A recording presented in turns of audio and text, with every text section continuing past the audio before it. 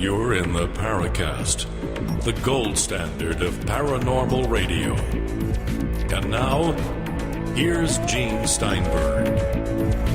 Hi, neighbors. First, I want to remind you that the Paracast is brought to you this week by Audible.com, the Internet's leading provider of audiobooks with more than 85,000 downloadable titles across all types of literature, including fiction, nonfiction, and periodicals. For a free audiobook of your choice, go to audiblepodcast.com/Paracast. So, ladies and gentlemen, there are petitions, there are demonstrations, and it seems that some people looking for disclosure managed to get a bunch of signatures to President Obama requesting disclosure of UFOs.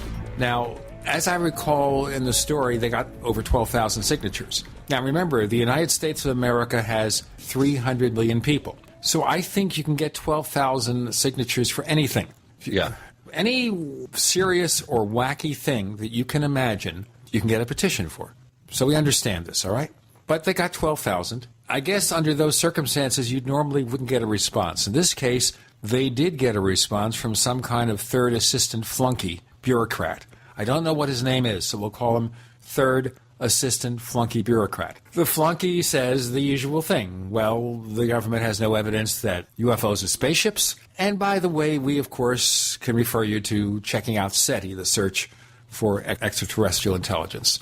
Now, we understand that the people who sign these petitions, 12,000 people, are serious, they're well-intentioned, but don't you think, Chris O'Brien, that maybe it doesn't always have a positive effect because it makes them look like loons?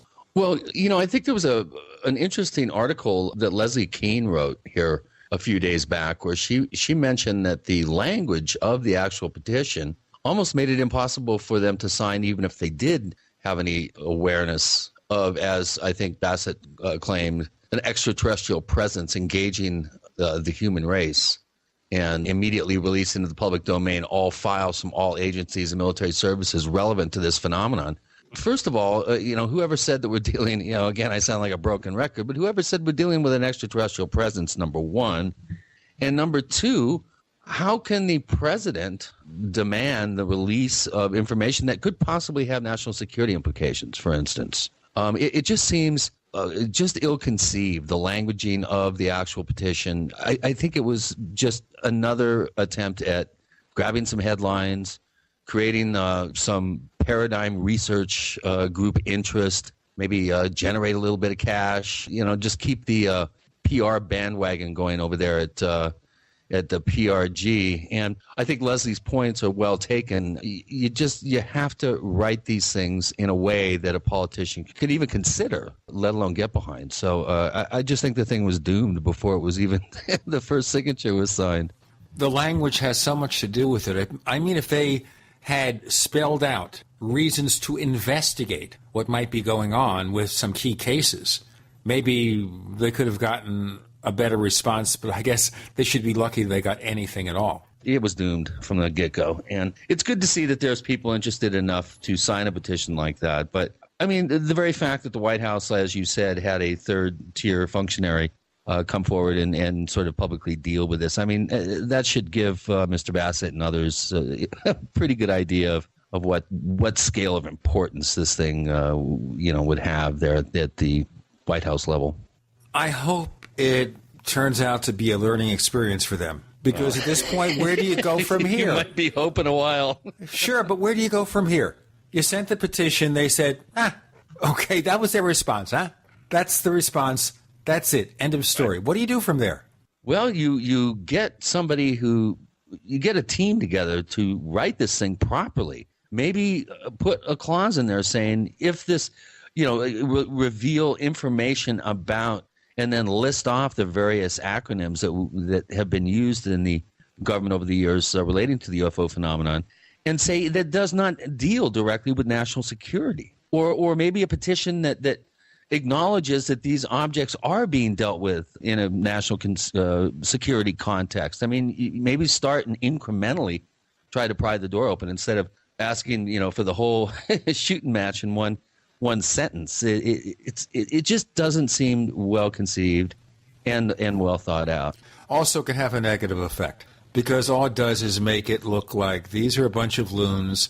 And as I said at the beginning of the episode, you can get 12,000 people to sign anything. You know, let's use only 30-watt fluorescent lights, okay? That's it. We want to have a law so only 30-watt fluorescent lights are used.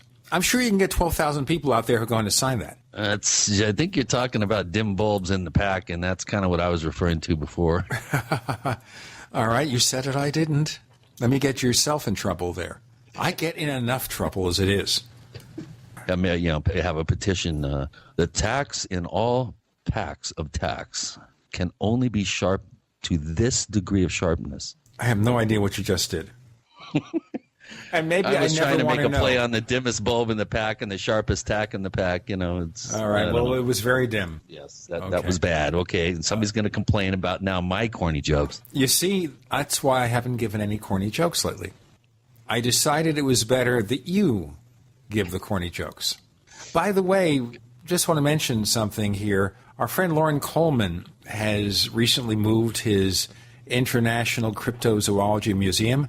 It's over in Maine, Portland, Maine. I'll even give the address because, he deserves some publicity. He's going to be on the Paracast soon anyway. 11 Avon Street, Portland, Maine. And the thing is open Wednesday through Sunday, believe it or not. So this is fascinating. And it says here that the admission is $7 each, children $5. That's worth it.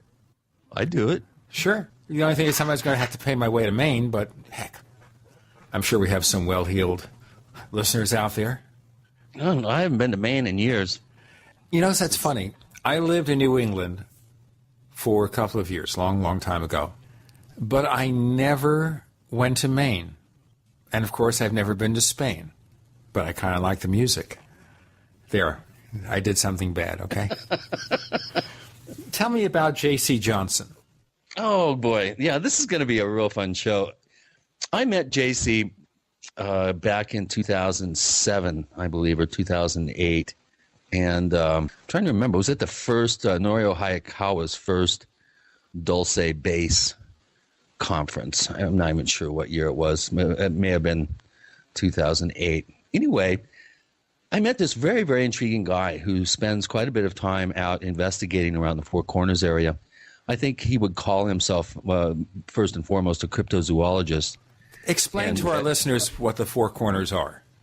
Well, the Four Corners are the only contiguous spot in the United States where four states actually share a common point. In other words, it's the point where Colorado, New Mexico, Utah, and Arizona all come together, and you can literally put your hands in two states and your feet in two other states, and a lot of people who've been through there kind of do that. I get my hands in a lot of things, I'll tell you.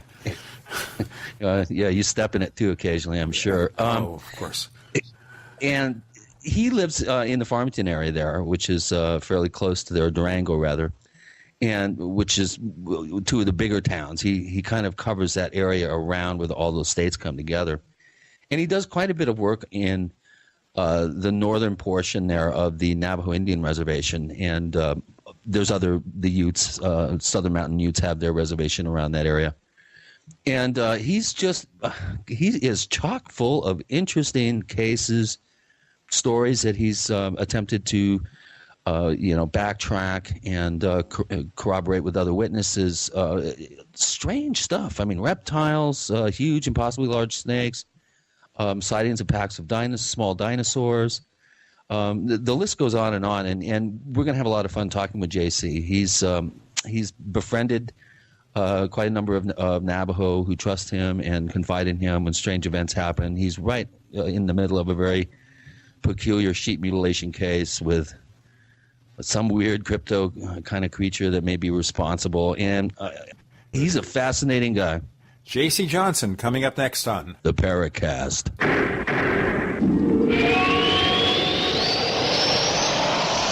As you know, the Paracast is brought to you by Audible.com, the Internet's leading provider of audiobooks with more than 85,000 downloadable titles across all types of literature, featuring audio versions of many New York Times bestsellers. For our listeners, Audible is offering a free audiobook to give you a chance to try out their service, such as Leslie Kane's UFOs, Generals, Pilots, and Government Officials Go on the Record. For that free audiobook, go to audiblepodcast.com/Paracast. That's audiblepodcast.com/Paracast. So here's what happened. I was placing an order online. The site went down. It just stopped responding. It took hours before it returned, but I'd already placed the order with another company. If your site goes down, you could lose business. And if you have a business or personal site, you'll want to know it's easy to run and it will stay online. At iWeb, your site is hosted on one of the most reliable networks in the world. Check it out. iWeb.com. That's iWeb.com.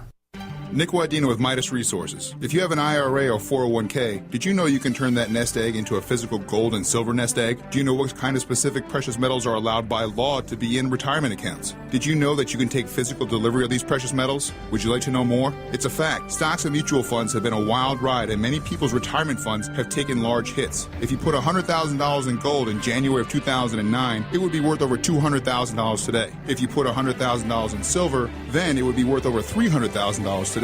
As bailouts for banks and the seemingly endless printing of money continues worldwide, the value of the dollar could decline further, in turn possibly pushing gold and silver much, much higher. Protect what you work so hard for. Call me, Nick Wadena, 1-800-686-2237, extension 343, and learn what your options are. Again, that's 1-800-686-2237, extension 343. Once again, 1-800-686-2237, extension 343.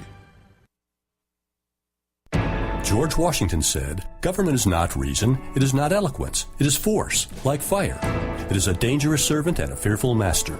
America's government is no longer the servant of the people and the protector of our liberty, but has become that fearful master. We the people must understand the nature of this government gone awry if we are to be successful in saving our country. America is being deliberately destroyed by a cabal of international gangsters so that she can be forced into subjugation to a one-world government. The God-given, unalienable rights of the Declaration of Independence are in jeopardy. We must not let them be stolen by ambitious and evil men. Utopia Silver Supplements believes it is our God-given right to make our own healthcare decisions however we deem best. If we can help you with your supplement needs and better health, then help us win this health freedom battle. Visit us today at utopiasilver.com. That's UTOPIA silver.com, or call 888-213-4338. Again, 888-213-4338. Warning, this content is powerful and may cause others to reject your knowledge. If you want to know what happened to America, if you like cutting-edge information, if you need to convince someone that something different than what they believe is actually taking place, and to experience the true history of America you won't find anywhere else, get the new book, Satan's Show. Satan's Show is a hard-hitting look at what many know as the Antichrist and proof of a mind control agenda. Learn how America was tricked into entering World War I and get over 9 hours of audio and over 700 reliable web links. Satan's Show is available in ebook and audio downloads. Click the special offer for $14.99 and you'll receive both, plus Operation Northwoods on audio free with purchase. Download today at satanshow.com. You will be shocked. You will be amazed. satanshow.com. We'd like to hear from you. If you have a comment or question about the Paracast, send it to news@theparacast.com. That's news@theparacast.com. And if you'd like to catch up on past episodes, we have hundreds of shows for you to download direct from theparacast.com. That's theparacast.com. Or check us out at iTunes. On the Paracast with Gene and Chris, we welcome J.C. Johnson. And I guess the big question is, considering this experience, this wealth of experience he has, exploring the strange and unknown, why he has not been on the show before, and that's probably because we haven't asked him and we haven't gotten around to getting him on. J.C., welcome to the Paracast. It's a pleasure to be here, gentlemen. Pleasure. You're an outdoorsman, it says here. So you're opposite of what I am. I'm an indoors person. I sit in front of a computer all day. I mean, I go out and work out and all that kind of stuff. I don't do much on-site stuff. How did you get involved in the kind of stuff that we deal with on the Paracast? As I've probably said before, I've been an outdoor guide off and on for about 20 years. And what really triggered things is we started running into some furry creatures that walked upright on two legs back on the Mogollon Rim, which is near Payson, Strawberry, Arizona, up on the rim there. That's right by me. Back around probably 1998, we had our first real experiences with these creatures at the time. And The Mogollon Monster. Actually, it was in the area of Blue Ridge, which is a lake up on the Mogollon Rim. And what they've done is they've dammed up Clear Creek proper. So you've got about 5 miles of water that goes one way from the landing, and you've got about 6 or 7 miles of water that goes the other way from the landing. It looks like a river, but it's not a river. There's no real current, but it's a lot of water to paddle. It was a great place to take people fishing, too, and with the fishing trips I would do up there. And we ran into, for a while, we were curious about what could come into our camp and move around the salt and pepper shakers on the table and not knock stuff over. And things were rearranged with some of our camp gear, some of the things we'd left out on the table, and I started calling it ridge bear, whatever. And they're like, well, a bear couldn't come in here and rearrange your table and not knock everything over, and kind of like a denial thing. I knew there was something out there. I knew something more than a bear was going on. And it wasn't until couple trips later, I was there with my friend Christian, and it was just after ice out. And we had this whole 12 miles of narrow canyon water pretty much to ourselves. We'd run into some fishermen earlier in the day, and they weren't going to be spending the night, and it was bear sign everywhere. It was kind of a dry spring and a dry winter for the most part, and I decided we weren't going to camp on shore. There was a 10 by 15 rock about 30 feet out in the water. And I said, that'll be enough room to put a tent on, a couple of chairs, our little barbecue, and we'll just have to be really careful, not to have too many beers and fall in. And that's where we camped. And you have to tell me about what happens when you have all those extra beers, but that's another story for another show. That's another story. And we were cutting up, making noise and everything. It wasn't like we thought we were going to be disturbing anybody, because there was nobody there except the fishermen who had already left. They were out in a boat, and we were miles back from the landing. So it wasn't like we thought we were disturbing anybody, laughing and telling jokes and singing silly songs up at the top of our lungs. We were there to have a good time, and we probably turned in around 10:30, 11 o'clock, and I think it was around 1 in the morning. I have a tendency to snore when I've had one too many beverages, and I was sleeping, and I woke up, and I had shoes on me, I had beer cans on me, anything my buddy could pick up from the tent floor to throw at me to stop me from snoring. And I'm like, what the hell? What's going on here? And he said, you were snoring, but that's not a problem, Al. And he said, listen. And I heard it coming out of the back canyon. And I'd heard it before, and I never really knew what it was, and it was off in the distance. He said, is that a cougar? I said, no. And he says, is that an elk? I said, no, it's nothing above. And it kept coming closer to us up on top of the ridge. And what it was doing was ripping through the trees and busting branches and limbs as it came. And my buddy Christian had served in Germany with the army, and he was in the Black Forest, and he goes, it's a banshee. It's a banshee. They travel through the treetops. They have 3-inch long nails. They rip you to shreds. He was attributing the noise we were hearing with something coming through the treetops. I was attributing the noise with something making its own trail as it came toward us. And by this time, it was right on top of us. And the first thing it did was launch a 3x5 rock that probably weighed 150 pounds, and it threw it like a discus. And it just missed my canoe and made a huge splash, and the waves from the rock started banging the aluminum canoe up against the rock. And this thing is still screaming at the top of its lungs.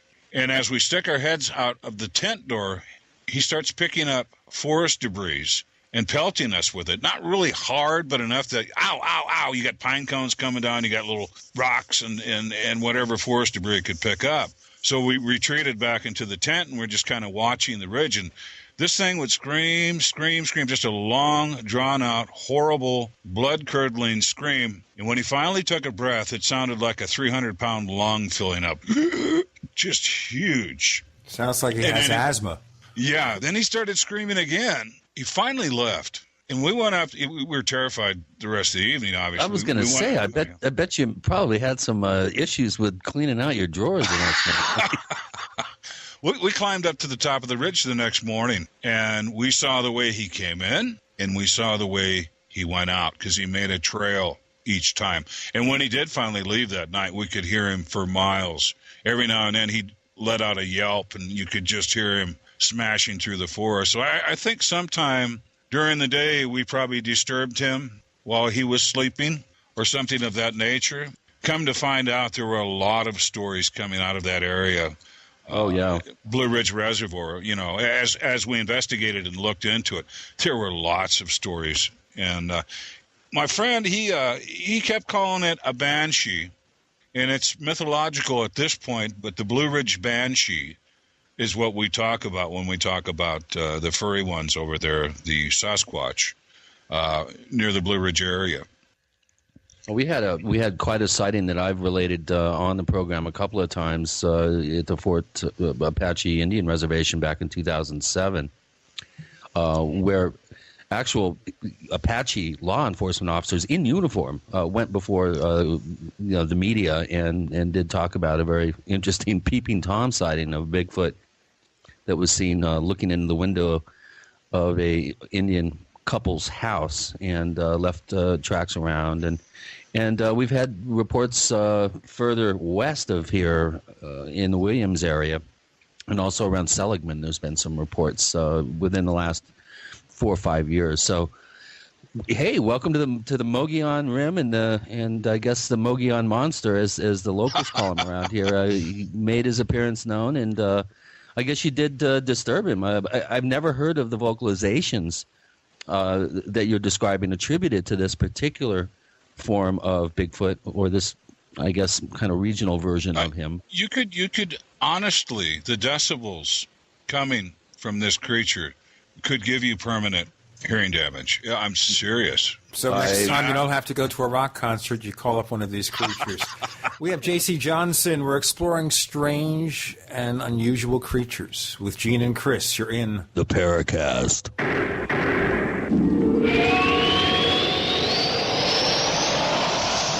America's #1 source for independent talk radio for over a decade. We are the GCN Radio Network. Hey folks, in today's fast-paced work environment, getting everyone in the same room for a meeting can be challenging, especially when they work in different locations. And that's why I use GoToMeeting with HD Faces by Citrix. It is amazing. You can collaborate online by sharing your presentation. While seeing colleagues face-to-face in high definition, they can hide their blemishes. Video quality is so clear and natural, it's like being in the same room. And all you need is an internet connection with a webcam. It's that easy. So here's what I can do. For example, on the Paracast, which I host with my friend Chris O'Brien, we live in different locations. We need to share something, a document or something like that. All I have to do is call him up with GoToMeeting, and I say, Chris, take a look at this, and he said he's ready to go. You can try GoToMeeting with HD Faces free for 30 days. Visit GoToMeeting.com, click the Try It Free button, enter the promo code PODCAST, use the promo code PODCAST. Jason Lewis here. With the holidays just around the corner, be sure to consider the greatest gift you can give to your friends and family: peace of mind. That's why I choose WiseFoodStorage.com. WiseFoodStorage.com offers delicious ready-made meals like cheesy lasagna, savory stroganoff, and pasta Alfredo that are packaged for freshness in individual metal Mylar pouches and carry a 25-year shelf life. And they're ready to eat in minutes. Simply add hot water. Request a free entree sample today at WiseFoodStorage.com. And for a limited time, get free shipping and 10% off of your order. That's right, a free entree day, free shipping, and 10% off any order. Just use promo code Lewis. Call 855-FOODWISE. That's 855-366-3947. Or visit wisefoodstorage.com. That's WISE, W-I-S-E, foodstorage.com. Gourmet emergency food at the best price and the greatest gift you can give to the ones you love this holiday season. From the shattered Rust Belt come the Lost Vegas. Now also available in digital format at Amazon and iTunes worldwide. Don't come calling when your walls start falling down. I got a little bit of respect. Don't take it away. How does it feel to be one of the beautiful people? It ain't revolution. Time to drag it. Life Before the Collapse by the Lost Vegas on 180-gram vinyl and mastered especially for vinyl by legendary audio engineer Steve Hall. This guy, why don't want me to this guy? Life Before the Collapse by the Lost Vegas. The Lost Vegas. Now available at Amazon.com. And iTunes. Smokers, are you still smoking traditional cigarettes? Are you still smelling up your clothes and car interior, staining your teeth, and getting ashes everywhere? Why? When you could be smoking or vaping with e-cigarettes by LeSig. With LeSig e-cigarettes' revolutionary microelectronic technology, rechargeable battery, and unique replacement cartridges, you'll get all the satisfaction of smoking, but no smoking hazards. Choose from a wide variety of our new American-made Vaporite e-liquid flavors at LeSig.com, spelled L-E-C-I-G.com, or call 870-518-4307. That's 870-518-4307. LeSig e-cigarettes for today's modern smoker. Warning, e-cigs may contain nicotine, an addictive substance known to the state of California to cause birth defects or cancer. Please be aware of the risks associated with e-cigs prior to use. You must be 18 years or older to purchase. Hi, this is Don Ecker, and you are tuned into the Paracast. Let me tell you what, you're going to hear stuff here that you probably won't hear anywhere else. Hear that, George Snorri? The question is here, will one day Chris O'Brien become a strange and unusual creature? I already am, Gene. That's probably true. J.C. Johnson, cryptozoologist, is here to talk about the strange, unusual creatures. He's also, it says here, you're president of the North American Fortean Society. What's that about? That's what we're doing is getting different state people to sponsor their state. There's a part where you can go to on the website, and you can sign up for your state and be a state sponsor. And it's also a way for people to get a hold of you also from your state. Let's say you do a search on Google, you're looking for someone to talk to about a sighting you had, and the search engines will bring, some traffic over to that way. They made me their president as long as I agreed to give up hard liquor, so I'm still their president. So this was basically, instead of going to Alcoholics Anonymous, you joined this organization. They made me president to give up whiskey, so I gave it up. I did. Was it worth it? I like beer just fine. Okay, so the key is it's not the really hard stuff. Beer works, wine works. Actually, it's a joke. They just kind of made me their president, and I said, well, thank you. I appreciate that, and I'll try to make you pleased you did so. So I'll tell you what, tell our listeners where to find the site. I think you have NAFS.net, I believe, is the link to it. Actually, what I have is NAFsociety.net. Oh, okay. I looked it up. Shows how much I know. And by the way, we're going to have that on our site. If you go to theparacast.com and you check out this episode, you could click on that link and check out the organization. How's that? And also, I think I sent you a link to our Crypto Four Corners page. No, I don't have it yet. I don't think it never made it through. Oh, okay, because that's the organization I am out here, is we're Crypto Four Corners.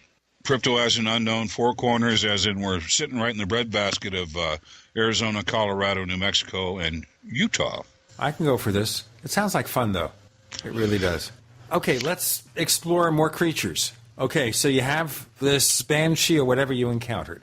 It was a Sasquatch, and I kind of went into denial about it. And Christian even drew his rendition of what he thought it was, and it's a pretty horrendous-looking creature, his banshee.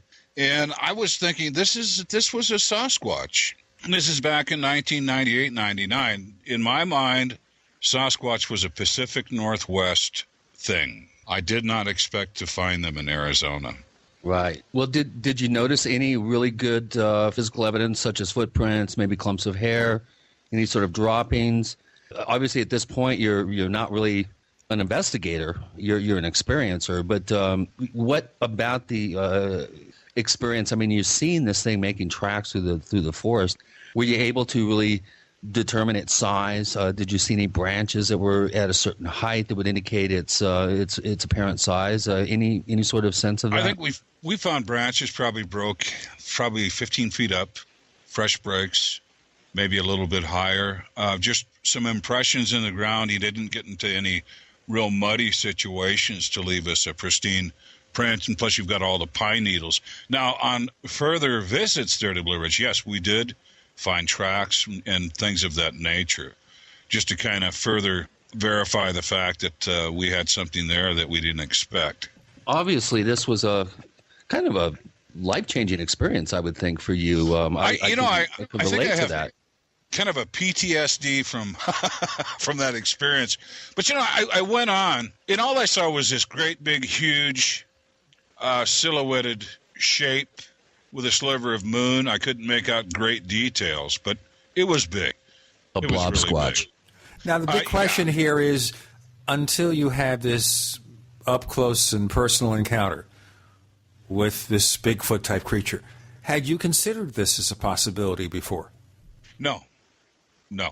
It was a complete surprise, and it made a lot of other things make sense. So the things that were coming in, rearranging our camp tables, things like that, it really made sense. Okay, yeah, I did take hands to do that, and I had a paddle club that would go back there, Northern Arizona Paddle Club and Outdoors, and we'd go back in kayaks and canoes and so forth, and we'd have camps out there for quite a bit of time. And one of my friends, we nicknamed him Captain Canoe. And whenever he would pull his tent up, something would come down while we were out and roll around and dig up the ground and just roll in it wherever his tent was. And we called it, at the time, it was Ridge Bear. And I said, Ridge Bear's got it for you, man. You better be careful. But it wasn't Ridge Bear. It was something else. So someone had quite an attraction to his scent and wanted to get it all over them after he would leave. Kind of a spooky proposition. Where did you grow up, JC? Now, are you a fairly recent transplant to the Four Corners area, or where did you actually grow up? We came to Arizona in 1977 when I was 12 or 13. Okay, so I'm sure over the years you'd heard stories. I mean, it's hard to live in this part of the world and not hear occasional stories and just accounts that are handed down from neighbors to relatives and stuff in the area. Had you seen any unusual aerial objects, for instance? Had you heard any stories prior to that? I had talked to some Native Americans who lived along the Little Colorado outside of Winslow, and they had an incredible track find, and they walked for miles in the semi-sandy, muddy Little Colorado. Well, in the gorge itself? The Little Colorado River up around Winslow, Holbrook area, there's no big gorges there. It's fairly flat. It's pretty flat-lined. Mm-hmm. You get down by, closer to you getting into the Grand Canyon and so forth. Yeah, you do run into some really deep canyons back that way. North of Cameron. Yeah, Cameron area. Oh, it's gorgeous over there too. The Little Colorado by Cameron. No pun intended, right? No pun intended. So okay, so what did you do? Now you had this experience. You had this really cool experience. It was frightening. It was exhilarating. What did you do? Describe your process as I guess an investigator or researcher who's starting out. I mean, give our listeners a sense of what you did. I don't think I really became an investigator at that time. I was very curious about this. We made some more trips back there. and we'd had some more experiences. Nothing as terrifying as that first encounter. More, some rock throwing. The rock clicking back there is almost a constant, and it reminded me. You drowned it out like crickets, but you can go around a corner, and you just hear the rocks going off, and one section here and a different section there, and they're just clicking rocks, and I could never explain that noise, and then that all kind of like, okay, that made sense. And another night, I was there by myself in the far back canyon, and I still had snow on either side. So I found a little dry gravel bar to set my camp up on, and there was no wood to speak of, and I really couldn't get up into the forest because of the snow and the ice. So I was almost no wood at all to keep a fire going. And one night I heard I thought it sounded like drums and bongos and everything else. And I'm like, what the heck? I'm the only one here for, 20 square miles. Those are times where you wish you had a crowd of people around you, huh? Yeah. And they had a rhythm going on with some hollow logs up there. I mean, they were getting after it. I'm like, what is this all about? And I came out of my tent and I was listening, and I would hear the hollow logs and booming and banging, and then I would hear like debris coming down the side of the ridge. And I'm like, what is this? It went on for about 20 minutes, and it's probably about 18 degrees that night. I'm not in a big hurry to jump into a canoe and go around and check it out. And finally the noise stopped, and I went back to my tent.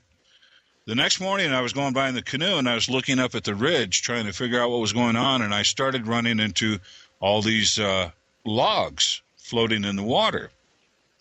And I'm like, wow, somebody was making firewood? I'll tell you what, we'll get into the logs and the wood and a lot more with J.C. Johnson. With Gene and Chris, you're in the Paracast.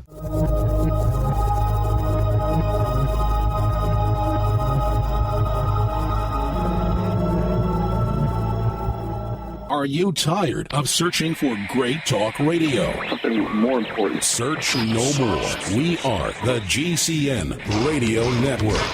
Are you ready to order the official Paracast t-shirt? You asked, we answered. We're now taking orders for the official Paracast t-shirt. It comes in white, 100% cotton. The front of it features the same logo that we have on our community forums. On the back it says, separating signal from noise. To order the official Paracast t-shirt, here's all you have to do. Visit our new online store at store.theparacast.com. One more time, that's store.theparacast.com.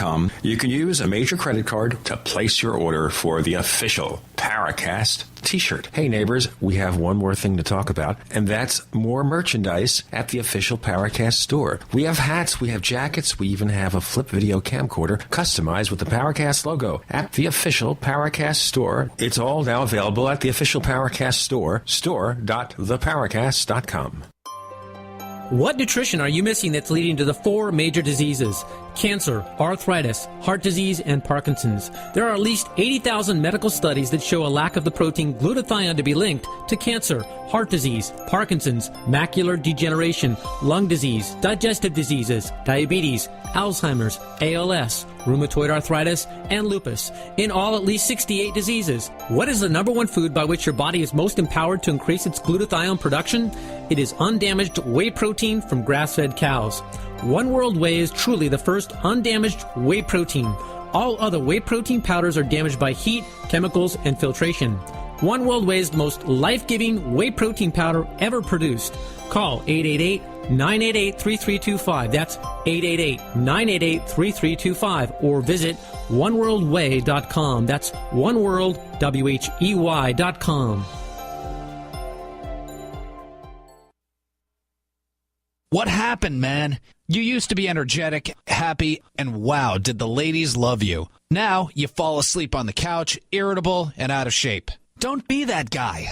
Call now for a risk-free trial of Ageless Male, a natural supplement shown to raise testosterone by 50% and maintain healthy, normal levels. No injections, no appointments. With healthy testosterone levels, you can feel that energy again, that great outlook again, and yes, even a healthy sex drive. Right now, you can try Ageless Male risk-free. There's nothing to lose, guys. If you're a man who's noticed changes in your body, your mood, your sex life, call now for a risk-free trial of Ageless Male. Be the guy you used to be. Just call 1-888-246-0623. Don't wait another day. Just call 1-888-246-0623. Again, 1-888-246-0623. Whatever winter activity you enjoy, from snowmobiling, snowshoeing, skiing, or camping, there's inherent danger that you may find yourself having to stay warm. Be ready with InstaFire, a revolutionary, safe, simple, and versatile fire starter. InstaFire is a patented blend of volcanic rock, wood pellets, and paraffin wax that gets a fire blazing in just minutes. InstaFire is self-sustaining fire that starts right on top of snow or water and even burns wet wood. Sound incredible? It is. Check it out at instafire.com. A must for any outdoor winter activity. InstaFire easily lights with matches or flintlock lighters, is environmentally friendly, stores easy, is lightweight, comes in a variety of sizes, and starts at $1.25 for a single pack or only $59.95 for a 5-gallon pail with free shipping. Go to instafire.com, spelled INSTA fire.com, or call 888-482-4868. That's 888-482-4868. Safe, simple, versatile. InstaFire.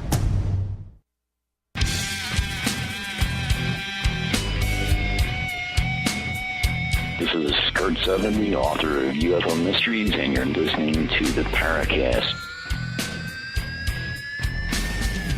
I'll tell you what, I don't know, J.C. Johnson, if I want to go on one of these outings with you. You never know what you're going to find, because I'm going to ask you about Sign me more. up. Well, Chris is crazy. He'll go out there anytime, you know. Well, you haven't heard anything yet. Well, that's what I want to ask. Okay, so they're playing around with the logs, okay? That's what you're telling us so far. Yeah, so the next morning, I'm going by looking up at the ridge where all that noise came from, and my canoe starts hitting these logs floating in the water, and I'm like, wow, somebody was making firewood? What's going on? So I started picking them up out of the water, and I loaded them all in my canoe, and then I got up on the shore, and I was going to lay them out so the sun could dry them, and I could use them for firewood later. Now, the deal is, it was green wood. It was about 4 inches in diameter, pretty stout, and I started putting the limbs, trees, back together on the shore. They've been broke apart. You would have to be Hercules to break these green logs. Impossible. I mean, humanly impossible. And I started reassembling these logs up on the shore, and that was kind of freaky. But I left them out there. The sun dried them all day. I went off and fished, and I came back to the camp, and I picked the logs up on the way, and I just kind of looked up at the ridge, and I said, "Thanks, Blue Ridge Banshee. Thank you." And, I carted the wood off, and I used it for my fire. But, that was really freaky to me, how strong something would have to be to twist this wood apart. Well, you wouldn't want to get on the wrong side of that particular thing. No. Okay, now you were saying there you ain't heard nothing yet. Well, we leave my daughter, she's a half Navajo, and I hadn't seen her for some years. And there was something that happened with the communication, kind of a long story. And she found me online, and she was looking at some outdoor page or something of that nature. "Oh, that's my dad." And I got back in contact with her, and then her mother, which we weren't together. And I was packing up out of Flagstaff. I was leaving, selling everything, and they were living in a little rock house up on the reservation with no furniture, nothing. And I said, "You know what?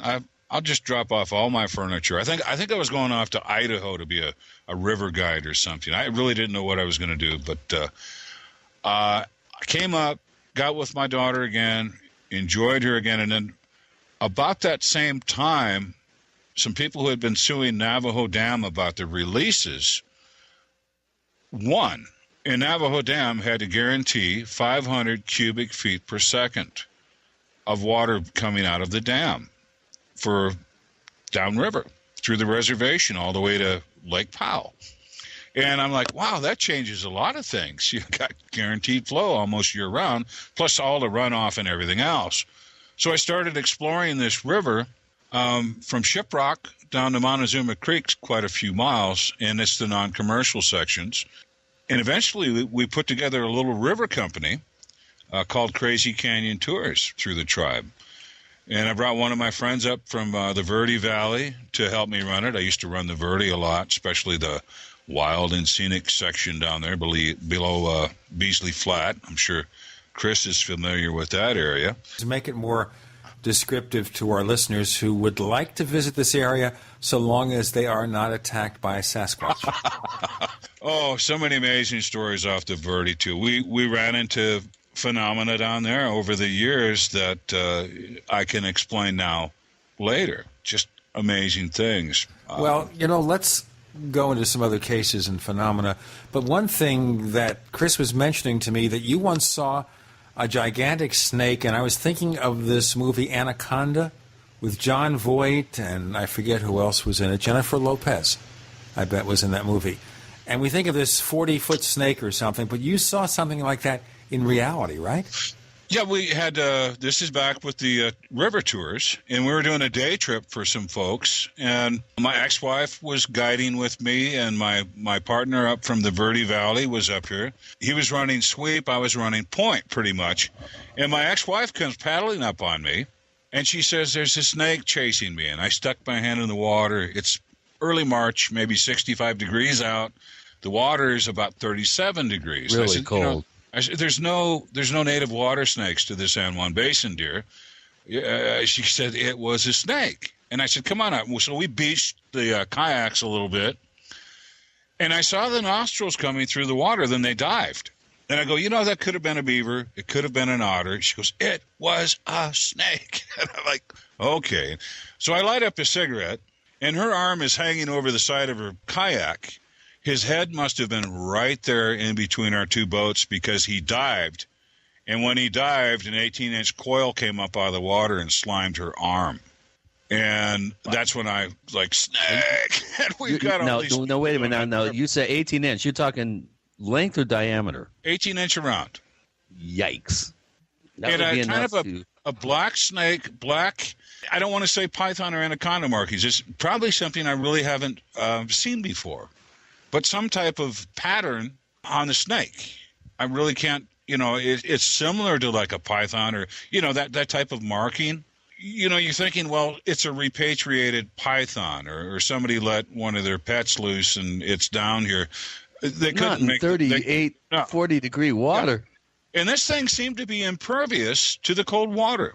So right away, I went and started studying and looking everything up, and there's no native water snakes to the San Juan Basin. No such thing. Rattlesnake will cross the water. They don't like it. Bull snake will cross the water. They don't work the water. They don't dive. They don't swim under the water and catch prey, beaver, fish, like water snakes can and do. So, this went on, and it was probably a couple years later. I was following up on an interview with a gentleman who had been hauling water over by Gubernador in a big 18-wheeler, and a Sasquatch came and shook his whole rig and shook him up and blah, blah, blah. And, just kind of following up on that. And he started telling me about the swamp down by Hogback off the San Juan River. And I'm like, I've run every inch of this river almost. Swamp? There are no naturally occurring swamps. You might get a few feet of swampy areas and so forth, but as far as a swamp, forget it. Well, back in 2007, I did run into a retaining wall the tribe had put up, and they back up the water for irrigation, and there's about a 600-acre swamp down there. What this gentleman relayed to me, he was hanging out by the last liquor store for 100 miles, him and his buddies, camping down by the river. There's a clue there for you, listeners. Yeah. And on two occasions, they got up in the morning, and one of their friends was gone. And all they saw was a big pathway swath leaving the area. And when the second guy was gone in the morning, they followed the swath. My witness, when he saw this thing swimming in about 4 feet of water, he dropped his six-pack, and he'd been sober ever since. And I thought about this. How big would you have to be to ingest a human being and leave the area. We see the 25, 28-foot pythons. They take a sheep, they're bloated, they're stuck there for a while. Yeah, they can't move. How big would you have to be to ingest a human and leave the area? Probably 70 to 100 feet long. I've got reports of people bumping into these things on the road. The girth of the snake comes up to the bumper on a raised 4x4. They turned around, left the road, and tried to get around it on another little 2-track road. There's the tail across the road. They're estimating from the tail, and assuming its head was down near the river, they were estimating it at over 100 feet long. But that's beyond any sort of record. I think the record for an anaconda is is under 50 feet. I mean, there's some evidence that they can get possibly as big as 60 feet. But to be in a desert-like or semi-arid desert environment and to be so large, it would be almost impossible for something like that to remain hidden. It's almost like we're talking about some sort of paranormal creature. I mean, it's even beyond the realm of crypto in my mind. I mean, how could something that big survive in a high mountain desert area? Help me out here, JC. I'm thinking that whatever this is warm-blooded. And I think it's indigenous to the area. I don't think it's paranormal. Not the snake end of it. Too many sightings, too many people, too many sheep herders telling us stories about wrestling with a snake that's got their sheep in its mouth. And 2 or 3 guys trying to pull the sheep out, and the snake wins and rolls back down into the water with the sheep. You know, I mean, there's too many stories about these things gathering calories. Obviously, a 100-foot snake could probably ingest a human about like a field mouse, I guess. You know, it wouldn't be that big of a deal to ingest a human and leave the area. Well, we don't want to hear about that. That's the worst horror movie of all. From J.C. Johnson. Wow, I don't want to be on those trips when those creatures are afoot. You're listening to Gene and Chris. You're in the Paracast.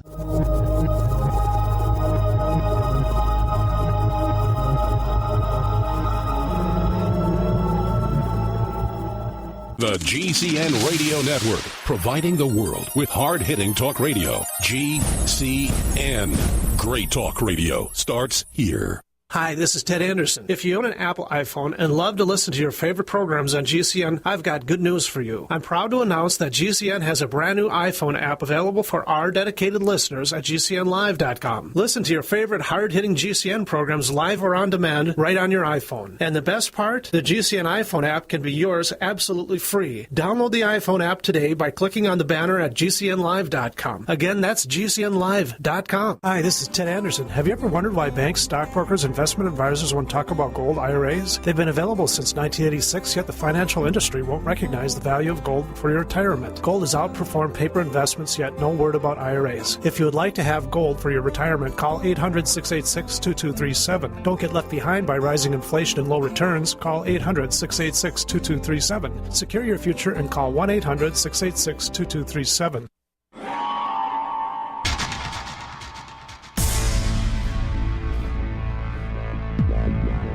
Welcome back to the Paracast, the gold standard of paranormal radio. And now, here's Gene Steinberg. Okay, so basically Chris O'Brien's taking on his cryptozoological voice, getting deeper and deeper as we think about the strange creatures. Now, we have people in our forums, J.C. Johnson, who are skeptical about the reality of a lot of strange things, so they're going to demand evidence. So to start with anything, all this stuff is going on. What about photographic evidence? Nothing so far as you could go with the snake. I do have a YouTube video, Crypto Four Corners, CryptoFourCorners, Crypto Four Corners channel on YouTube. And we do have a witness. We leave our vehicles. He's out in the middle of nowhere. He's over by the Four Corners National Monument, out in the sticks a little bit. We leave our vehicles there sometimes for 2 or 3 days on these river trips until we can come back and retrieve the vehicles. And he came down one day on, I think it was July the 7th, 2007, the 777 trip. I was with Manny Wheeler from the Herd Museum and some other good friends I just met that we had a great time down there. But he started telling me about a 30 to 40-foot snake on the opposite bank of the river that his sons saw out sunning itself. So, another eyewitness account there. And I've got him, I've taped him. And I've probably got some snake trails I could attribute to maybe something 15 feet long, not that big. But the thing is, we've seen these black snakes come up out of the water, smaller ones. And they kind of scare you because the head pops up out of the water and they look like, a sea serpent. And they look at you and then they go back in the water.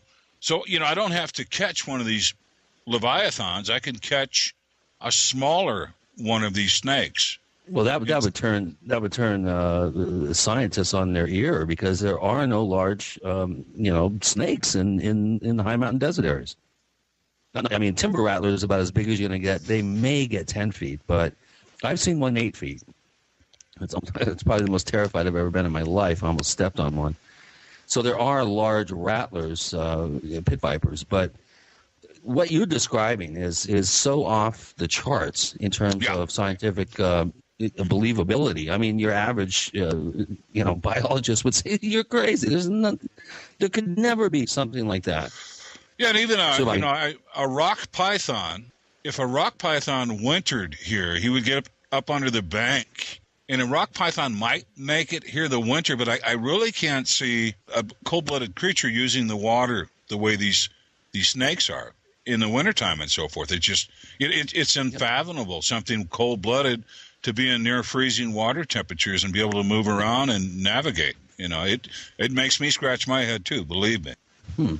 Well, I thought maybe those poor sheep herders out there, they would have enough on their hands dealing with possible sheep rustlers and stuff, but to have to wrestle with a 40, 50, 60-foot snake because it's trying to make a meal out of one of your sheep, that would be pretty scary. And I'm sure especially on the Navajo Reservation, that would be something that would freak the neighborhood out big time. I was talking with another gentleman. One was caught, a black snake was caught in an irrigation pipe, a very large irrigation pipe. And he said the head was probably 2 feet across, and it was stuck in the pipe. And he went home to get his shotgun, and he was going to dispatch this thing and drag it out of the pipe because he could tell it was stuck. When he got back, it was already gone, so it must have gotten out, dropped into the irrigation water, and took off. We've had some mysterious deaths in some of the irrigation channels on the reservation where people have just been pulled down by something, and they disappear. That sounds like a horror movie. Exactly. Yeah. Are there any traditional legends, myths, stories on the res? I personally have never heard any sort of the Hopi used to have. Palulu Kang is a Hopi version of this that may be related. But why don't you give us some more of a prehistorical sense of how the natives view these things? They stay away from them. Typically, the snake is not a good thing in Native American lore. In fact, most of them aren't supposed to have them for pets or anything of that nature. There's big taboo with snakes. But I was probably just going to share some of the Hopi stories of the giant snakes, and they still have giant snakes up there. They won't let you see. They won't share with science that they feed and use in ceremonies. Wow. But there was one that they fed babies. Oh, man. Yeah, and I heard the story, and then a rancher came across a swath in the snow about 3 feet wide, and he followed it for some miles, and he was pretty convinced that it was one of those snakes that had gotten away or had been turned loose. That's spooky.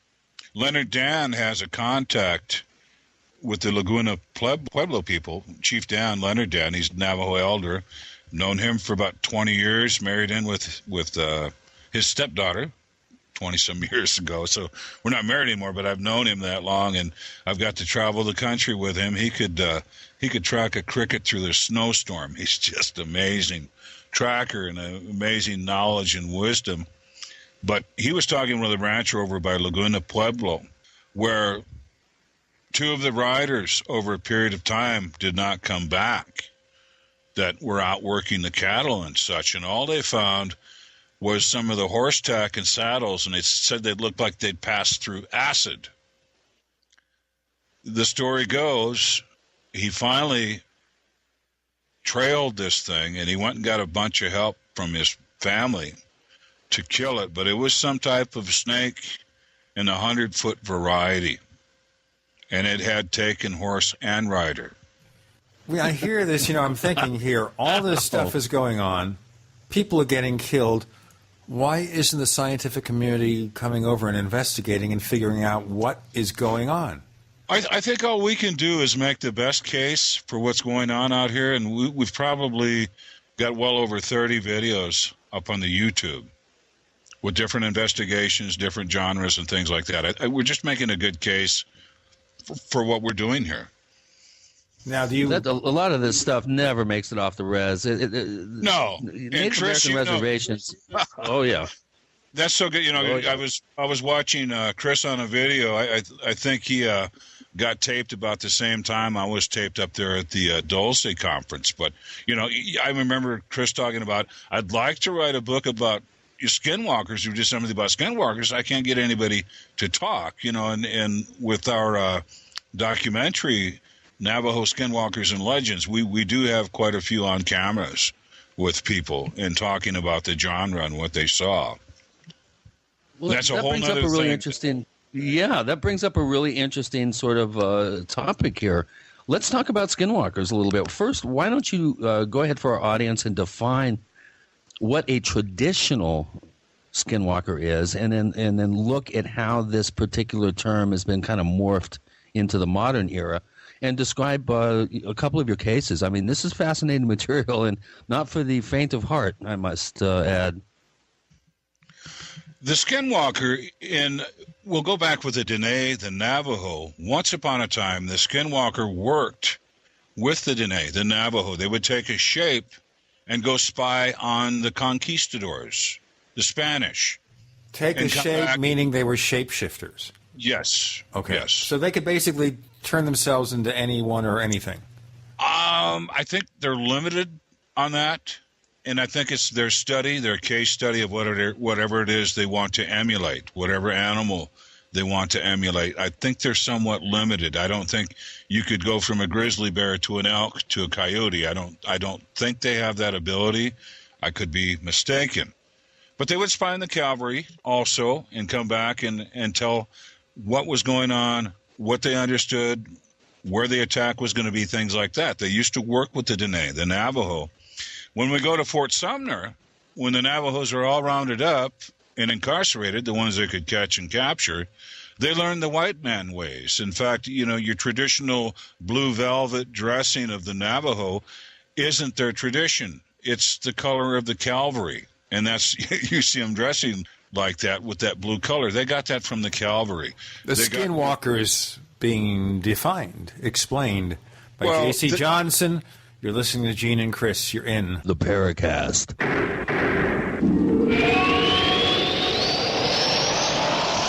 So here's what happened. I was placing an order online. The site went down. It just stopped responding. It took hours before it returned, but I'd already placed the order with another company. If your site goes down, you could lose business. And if you have a business or personal site, you want to know it's easy to run and it will stay online. At iWeb, your site is hosted on one of the most reliable networks in the world. Check it out. iWeb.com. That's iWeb.com. Fate magazine provides true reports of the strange and unknown. Keep up with the latest on angels and miracles, psychic phenomena, ghosts, UFOs, life after death, and much, much more. To receive your free issue of Fate magazine, call now at 1-800-728-2730 or visit their website at www.fatemag.com. That's 1-800-728-2730. What are you waiting for?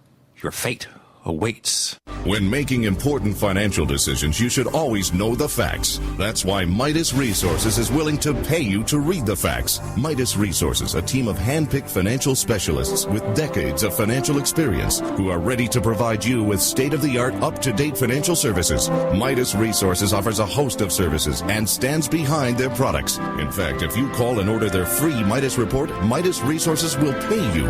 This detailed report will provide you with financial history on on the safest and most profitable areas to invest in. If you read the report, Midas Resources will send you a free Walking Liberty Silver $50. So what are you waiting for?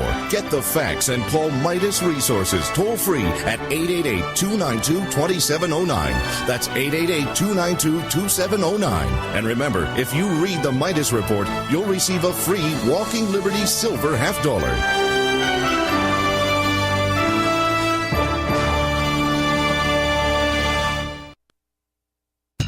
Solar power. Solar power. Hand crank power. Hand crank power. Radio power. Radio power. The goods you want, the good deals you need to power up your survival are at 21stcenturygoods.com. In our solar department, you'll find solar generator kits, solar lanterns, flashlights, radios, and solar cell phone and laptop chargers. 21stcenturygoods.com is your hand-crank headquarters for everything from generators to flashlights to emergency, weather, and shortwave radios by Grundig and Cato. Big brand names and big deals. Like this. Get a free solar flashlight with every order over $75. But hurry, offer ends soon. Go to 21stcenturygoods.com. Spelled the number 2, the number 1, ST, centurygoods.com. That's 21stcenturygoods.com or call 866-999-8422. 21stcenturygoods.com. Power up your survival.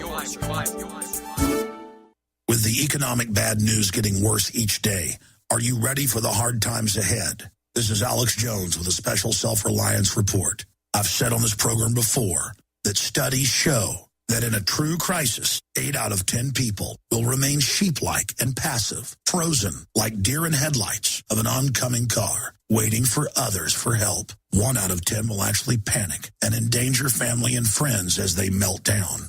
And only 1 out of 10 will take swift and decisive action when the going gets tough, dramatically increasing their chances of survival. Folks, I've just read a new book called Ready for Anything. It's a must-read for anyone who wants to increase their chances of survival in the coming hard times ahead. To read more about this important new book, go to readyforanythingmanual.com. That's readyforanythingmanual.com. I've got my copy. Get yours today at readyforanythingmanual.com. That's readyforanythingmanual.com.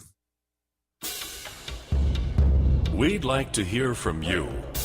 If you have a comment or question about the Paracast, send it to news@theparacast.com. That's news@theparacast.com. And if you'd like to catch up on past episodes, we have hundreds of shows for you to download, direct from theparacast.com. That's theparacast.com. Or check us out at iTunes. We're searching for skinwalkers with J.C. Johnson, with Gene and Chris on the Paracast. J.C., please continue your description. Well, the incarceration is where they came up with their love for silver and things like that, because they saw the buttons on the cavalry uniforms, and a lot of the cavalrymen wore silver and things like that. And they came away with some really bad habits from their incarceration. They came to know the white man's flour, the white man's coffee and things like that. They wanted these things once they were set free and they went back to their home place. They'd also learned what possessions were. They also learned what property was and things like that, where they didn't have that need before. Everything belonged to all of them, and they all shared it. It sounds like, I'm going to be funny about this, it sounds like they were communists. Probably more along the lines of socialism, I would say. Okay. But they all worked together. They got the food up for the winter to get through a hard winter. I mean, they all had to work together out of necessity. When they get back, they go back to their tribal lands. They're all allotted different sections of land. And they start running sheep where they can. They run cattle and so forth. They've learned jealousy. Perhaps your neighbor's doing a lot better with his sheep and cattle than you are. Well, skinwalkers still around. The ones who knew how to do it, they're still around. But they aren't really in the mind to help anybody. They're used to go out and curse people. They're used to go out and frighten people and kill people, because they'd learned the white man ways. Where Skinwalker used to help the Dene, the Navajo, Skinwalker becomes an instrument of evil for hire. It's like a supernatural hitman. Yeah. with projectile magic and the corpse powder. And yeah. So what happens? Let's talk about modern day. I want to join this exclusive club for whatever reason. I have to bring in someone near and dear to me, perhaps a sibling, a brother, a sister, a mother, a grandmother, someone that's near and dear that I love dearly, and they're going to be sacrificed. Then we're going to dine on some of the softer tissues of the body. There will be some elders who will probably practice some necrophilia if they find the corpse pleasing enough. And then from there, we're going to make potions and powders and everything else out of the sacrifice I've brought in. From there, I'm going to apprentice with an elder, and I'm going to start to wear the hide of the animal that suits me or the animal I'm going to emulate. And eventually, with enough evil and cooperation... Are you describing like a medicine society? So in other words, this is a, I would say, secret, probably, a secret society of witches, basically, is what you're describing. Very diabolical, yes. Very diabolical. So as you apprentice, eventually, there's a transition. At some point in time, you're actually probably able to emulate whatever you're trying to be. Probably 80 or 90%, maybe a little bit better than that. Typically, what I've investigated out here, almost 90% of what I run into, and the reason we went out on all this stuff is because when we decided we were going to go after this, especially when I relocated to the Four Corners area, we followed up on every sighting. A lot of times, a skinwalker sighting with Masana and Che, the grandmother, grandfather type, everything is Yetso, Meetso, Yanuklushi, whatever. We followed up on everything, no matter what it was. We followed up on it. And the more I found out about skinwalker, and like I said, I've been with the Dene Navajo over 20 years. I've had my fair share of diet of what these are, and it's not something I really paid a lot of attention to. I'm like, this is culture, this is blah, blah, blah. The more we found out about what it was really all about, and 90% of the people I work with in my crew out here are Native American, and they all agree that homicide, necrophilia, cannibalism, and child abuse have no place in any culture. So it's not a culture thing, and I'm not going to regard it as such. This is just pure, unadulterated evil. I've seen it destroy entire clans of Navajo. I've seen it destroy families of Navajo. Once you're in this club, you need to go out and turn all your immediate relation into this club, and they need to become a part of it, or eventually they become a sacrifice or die of mysterious causes, car accidents, things like that, heart attacks. They've got powders that give you a heart attack. They've got powders that make your throat just shut and you suffocate, you die. There's really nasty stuff. Boy, it's kind of tough to follow up on that. Well, one thing that I've discovered, JC, in my research is that if there is one subject that is the most taboo subject with the Dene, Apache and Navajo, for that matter, it would be the subject of skinwalkers. And I've also discovered what I feel are accounts of wannabe skinwalkers who palm themselves off as the real thing, being used to, create mischief among enemies of the particular person that hires them. That sort of so thing. wannabes are just regular people who pretend to be paranormal people. Exactly. But one thing that I think separates the wannabe types with the real thing is that alleged ability to shapeshift. And I think this is one of the key things that actually inspired me to do all the research that went into my book on the trickster. And these are trickster-type forms, and they allegedly are able to they do have this fantastic ability of shapeshifting, even into balls of light. It depends on which particular pueblo you go to. On the Rio Grande, for instance, there's kind of a variation that ebbs and flows up the Rio Grande. But the purest tradition of this, which JC has been describing, is the Dene tradition and the Apache tradition.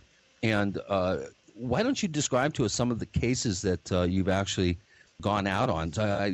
Your documentary, I think, is a must-see for anybody interested in this subject. And describe some of the more prevalent types of encounters that people driving through the res, for instance, would have just an coincidental encounter with a form like this, a black magician type form. Once again, like I said, probably almost everything I've investigated is a wolfen-type creature that walks upright, as in something akin to a werewolf, only these are something different because we do look into the weir.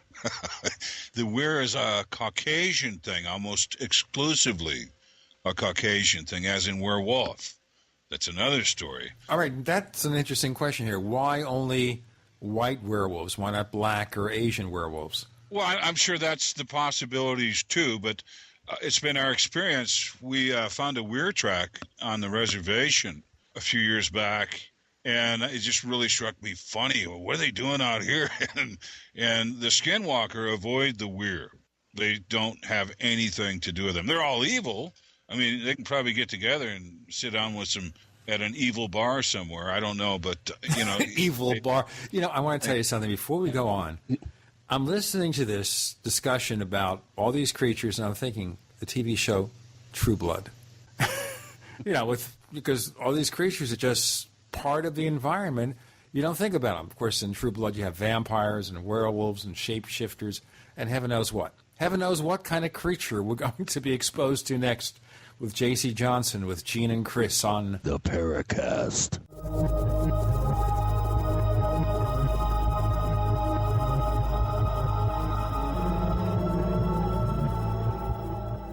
America's #1 source for independent talk radio for over a decade. We are the GCN Radio Network. Ray Perkins, a reclusive veteran burned out from the Gulf War, lives tortured by relentless, perplexing nightmares. Nightmares of a horrific battle in deep space and of a mysterious woman suffering in agony for her devastated world. A woman not yet born, calling across centuries to him. Then, a coincidence leads him to his destiny, his chance to alter the universe. Attack of the Rockoids. The former fiction editor for Star Wars and Indiana Jones, Robert Simpson, writes, "The soul of the novel Attack of the Rockoids lies in its heart and passion for building a convincing tale of a love that spans the galaxy. A thrilling story. Attack of the Rockoids is available now. Read a sample chapter and get a special discount off of the cover price at our website, rockoids.com. That's ROCKOIDS.com. Attack of the Rockoids, a novel in the grand science fiction tradition." Iodine protection packs from hempusa.org are now in stock for immediate delivery worldwide. Our iodine protection packs include microplant powder, green life kelp, red palm oil, and our clear roll-on iodine that will feed the body the iodine it needs. All iodine protection packs are in stock, save you money, and ship for free in all 50 states. Visit hempusa.org or call 908-691-2608 today.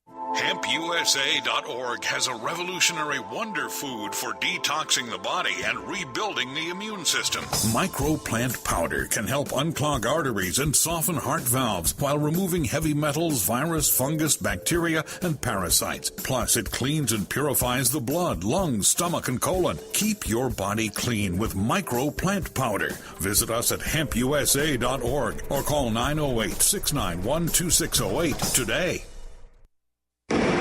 Hi, I'm Mark Craighead, founder of Crossbreed Holsters. I designed our top-selling holster, the Super Tuck Deluxe, to solve the problems of being poked, pinched, and gouged while carrying concealed. The Super Tuck Deluxe is the most comfortable, most concealable holster on the market today. We offer a 2-week free trial and a lifetime warranty. Visit us at crossbreedholsters.com. Don't forget, crossbreedholsters.com. That's the sound of your door being kicked in by an intruder with a single kick. That's the sound of the same door now protected by the Door Sentinel at mysafedoor.com. Go to mysafedoor.com right now and watch the amazing video. At mysafedoor.com, you'll learn how to turn your home into a fortress with the Door Sentinel. 16 kicks later, and the Door Sentinel is still holding strong. mysafedoor.com. That's mysafedoor.com.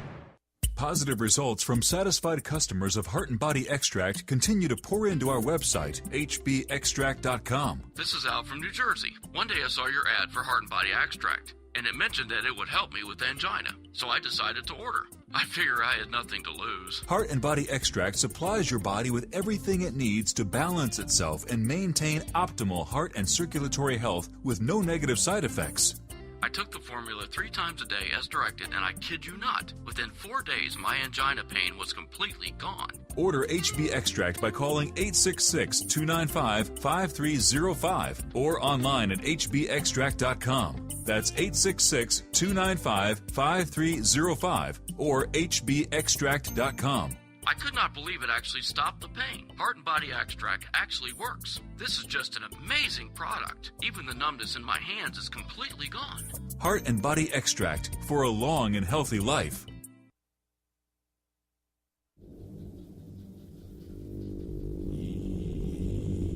Hi, this is Clifford Cliff, the International Director for the Mutual UFO Network. You are listening to the Paracast, the gold standard of paranormal radio. We are not doing the show when the full moon is bright, but you kind of wonder. Fortunately. Yes, what? I'm sitting here getting creeped out, just sitting here at my desk, Sarah Jean. Well, I am just sitting here relaxing in our studio, hoping that I won't turn around and see something watching. Okay, now, in terms of a skinwalker, tell me, J.C. Johnson, does it have a native shape? Is there a specific shape that it will go back to or start with? You know, interviewing people and so forth who have had encounters and used firearms when they were in a physical form and pursued these things, the wolf prints turn into human footprints in the sand. And a lot of times they've tracked them down to a hogan they've gone to take shelter in or their home place, and they become a person again.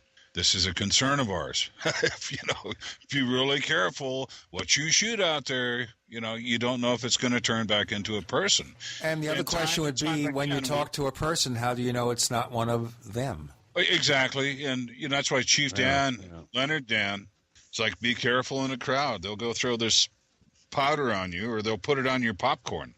Let's say you're walking around in a SWAT. They'll go out where you've taken a leak out in the sand, or that's why Navajo never leave their shoes outside of the hogan. There's a whole cultural system of protection that has developed over the eons, many generations, where there's certain things that a skinwalker, if it gathers, nail clippings, hair cuttings, residue from inside your shoes, for instance. These are things that a skinwalker in the tradition are able to utilize. And so the Navajo are very, very careful about this. And I've mentioned this on the show. Explain to me, Chris, how do they utilize this? What do they do with that stuff? It's a form of sympathetic magic, in a sense. A skinwalker requires, I think, from my limited knowledge, JC knows a lot more about this, so I would love to hear your comments, JC, on this. But from what I gather, the easiest and most direct way for a skinwalker to, do whatever task it is that they've been hired for, or whatever task it is that they're trying to accomplish, is to gather actual genetic material from a victim, and in that way they can do this form of very intense sympathetic magic, I think, for lack of a better term. JC, you've heard that too, I'm sure. Oh, absolutely, absolutely. The problem we've got with, and I don't know, when Ron James did that production, Mysterious Creatures of the Southwest, right. You guys were great about letting me share without being edited on the Skinwalker, and I appreciate that. Sympathetic magic, I don't know. And I've seen a lot of psychosomatic things happen to people also that worries me. I think the thing that worries me most is when they take on a shape that can be a destructive shape. We've got a 9-foot-tall wolfen individual. He could rip that door off and go inside and get those kids. He crashed through the window and go and get those kids. If you remember, I think it was Emily, when she was maybe 7 or 8, and her younger cousins and siblings there in the home, and they were home alone, this thing's standing right outside the door, and it's trying to hypnotize her niece to open the door. Invite me in. That's what's going on with that. But they can't come in. They can't just bash the door down. There's divine protection, I believe, in a lot of cases where they have to be it's invited. like a vampire. You have to. Exactly. A vampire can only get in your house if you invite them in. Is the old folkloric tradition. Exactly. But another thing, they'll break glass all around the outside of their hogan as like an early warning system, so that if they hear the crunching glass, that they'll be alerted to the presence of something that shouldn't be there. But skinwalkers also, the ability that I find most disturbing, this alleged ability of these dark adepts, as I call them, because they are like black magicians, basically. I think if you had to boil it down to a particular definition. The ability to lock eyes with an individual and then jump into them and totally take over their motor skills. So the person is totally conscious, but something else is making them walk, making them talk, making them go places, making them do things. This to me would be the most horrific thing. And I spend a lot of time, when I do my tours up to Grand Canyon, I spend time at the Cameron Trading Post routinely. Hundreds and hundreds of times I've been there. And when I was researching my chapter on skinwalkers, I happened to ask one of the young Dene guys that was there if I could talk to him about a Kachina doll that they had in their gallery that was of a skinwalker. And that guy, if I walk, he will not, if he sees me, he will go the other way now. I mean, for 5 years, I've watched him avoid me. Every time I come around, he will not look me in the eye. I mean, he's like deathly afraid of me just because I asked about it.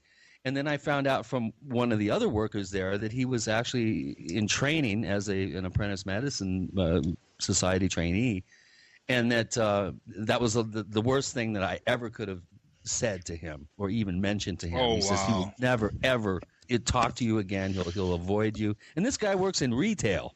So, it gives you an insight into how superstitious and how very, very, I don't know what the term is, paranoid, I guess, for a better, lack of a better term. They're very paranoid up there about these particular forms. I wouldn't know where else to take the conversation in this regard, Gene, but we've got a lot of other ground to cover. I'm getting creeped out just thinking about it myself. But I'll tell you what, a lot of our listeners hear our show in the middle of the night with their headsets on their iPads, iPhones, iPods, and this is going to creep out a lot of people. But you know what?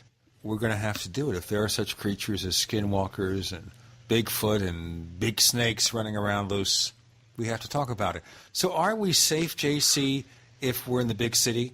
Here's what Leonard Dan brought up, too, is some very wealthy people are paying shamans to come and show them how to do this. And his concern, these are Caucasian people, his concern is, what if Al-Qaeda gets the ability to be invisible and goes into a facility? What if Al-Qaeda, that's Leonard talking. But, I mean, the mere fact is people are paying to learn how to do this. And oh, man, that's scary. Donald Rumsfeld has a house in Donald Rumsfeld has a house in Taos. Could you imagine him getting trained to be a skinwalker? That's frightening. Or Dick Cheney. Okay, so I'm asking here, you're not born a skinwalker, you can become one? You become one. Oh. You become Yeah, you're trained. It's a training. Number one, you bring in that near and dear sacrifice, and they are killed. And they kill people all the time. All the time. They are sent out to do evil all the time. They do not benefit the Dene, and there's hardly any good medicine left out here. Back when we used to heal with herbs and things from God's green earth or God's dusty earth, whatever the case, we're not practicing good medicine anymore. We're paying to have curses lifted, and we're being paid to curse people. That's the medicine out here, and it's disgusting. I've known some good medicine people. They're all dead. I think the last good medicine man got thrown out of the back of a pickup truck not far from Cameron back in the mid-'90s. They killed him. He got paid in chickens. You paid him whatever you could, but he came in with herbs and natural healing things like a medicine man's supposed to do. What it's come down to now is curses, curses, curses, this, that, hexes, stuff like that. There's hardly any good medicine anywhere. anymore.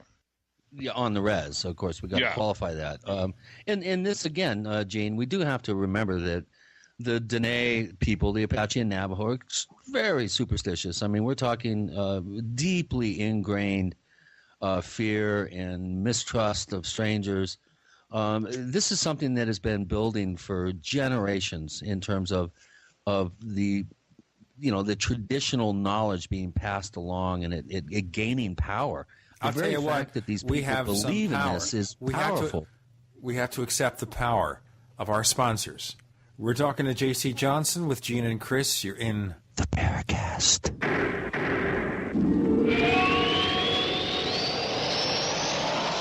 Are you tired of searching for great talk radio? Something more important. Search no more. We are the GCN Radio Network.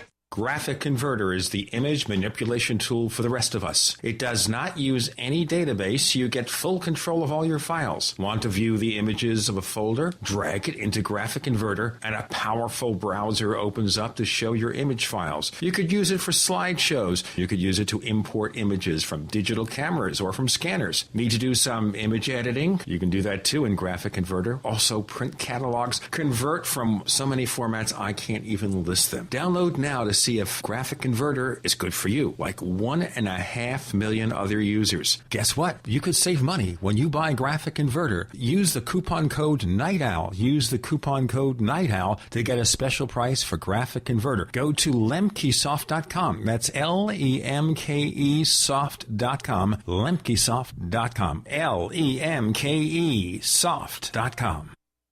Hi, this is Alex Jones. This holiday season, more than half of our nation is in need of help due to the shattered economy. So now is the time to express the holiday spirit more than ever.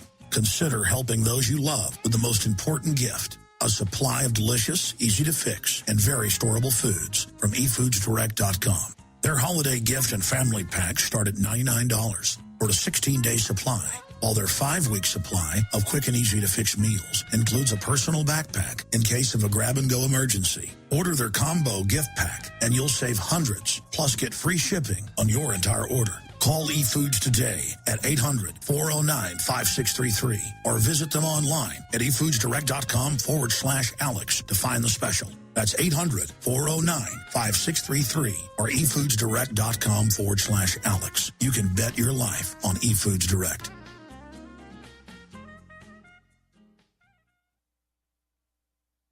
For centuries, silver has been used as a powerful natural antibiotic, and as a listener to this station, you probably already know the benefits of using colloidal silver. With so many websites to choose from, finding a reputable, patriotic company with great products at affordable prices can be a difficult task. Introducing UtopiaSilver.com. UtopiaSilver.com carries the best, most effective, and most affordable colloidal silver and colloidal gold products in the industry. UtopiaSilver.com also carries products to fit your lifestyle, including weight loss, immune system defense, cleanses, herbs, joint and bone care, and much more. First-time customers using promo code GCN50 will receive 50% off all colloidal products. Visit us today at Utopia Silver, that's UTOPIA Silver, utopiasilver.com, or call 888-213-4338. That's 888-213-4338. UtopiaSilver.com, taking back America's healthcare one American at a time. What happened, man?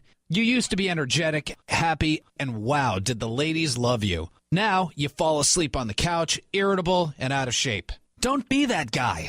Call now for a risk-free trial of Ageless Male, a natural supplement shown to raise testosterone by 50% and maintain healthy, normal levels.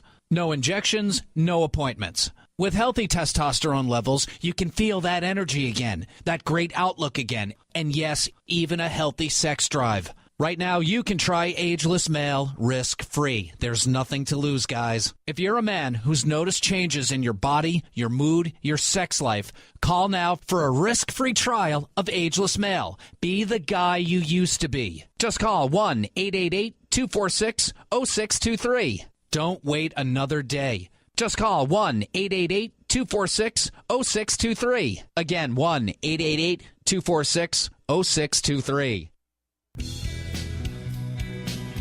Hi, this is Ted Phillips listening to the Paracast, and it's as good as it gets, believe me. Has Chris been possessed by something? What is he becoming? I don't know what I'm becoming, but that's another story. You're in the Paracast. We're talking to J.C. Johnson. He's an outdoorsman. We're exploring strange creatures, strange and terrifying creatures.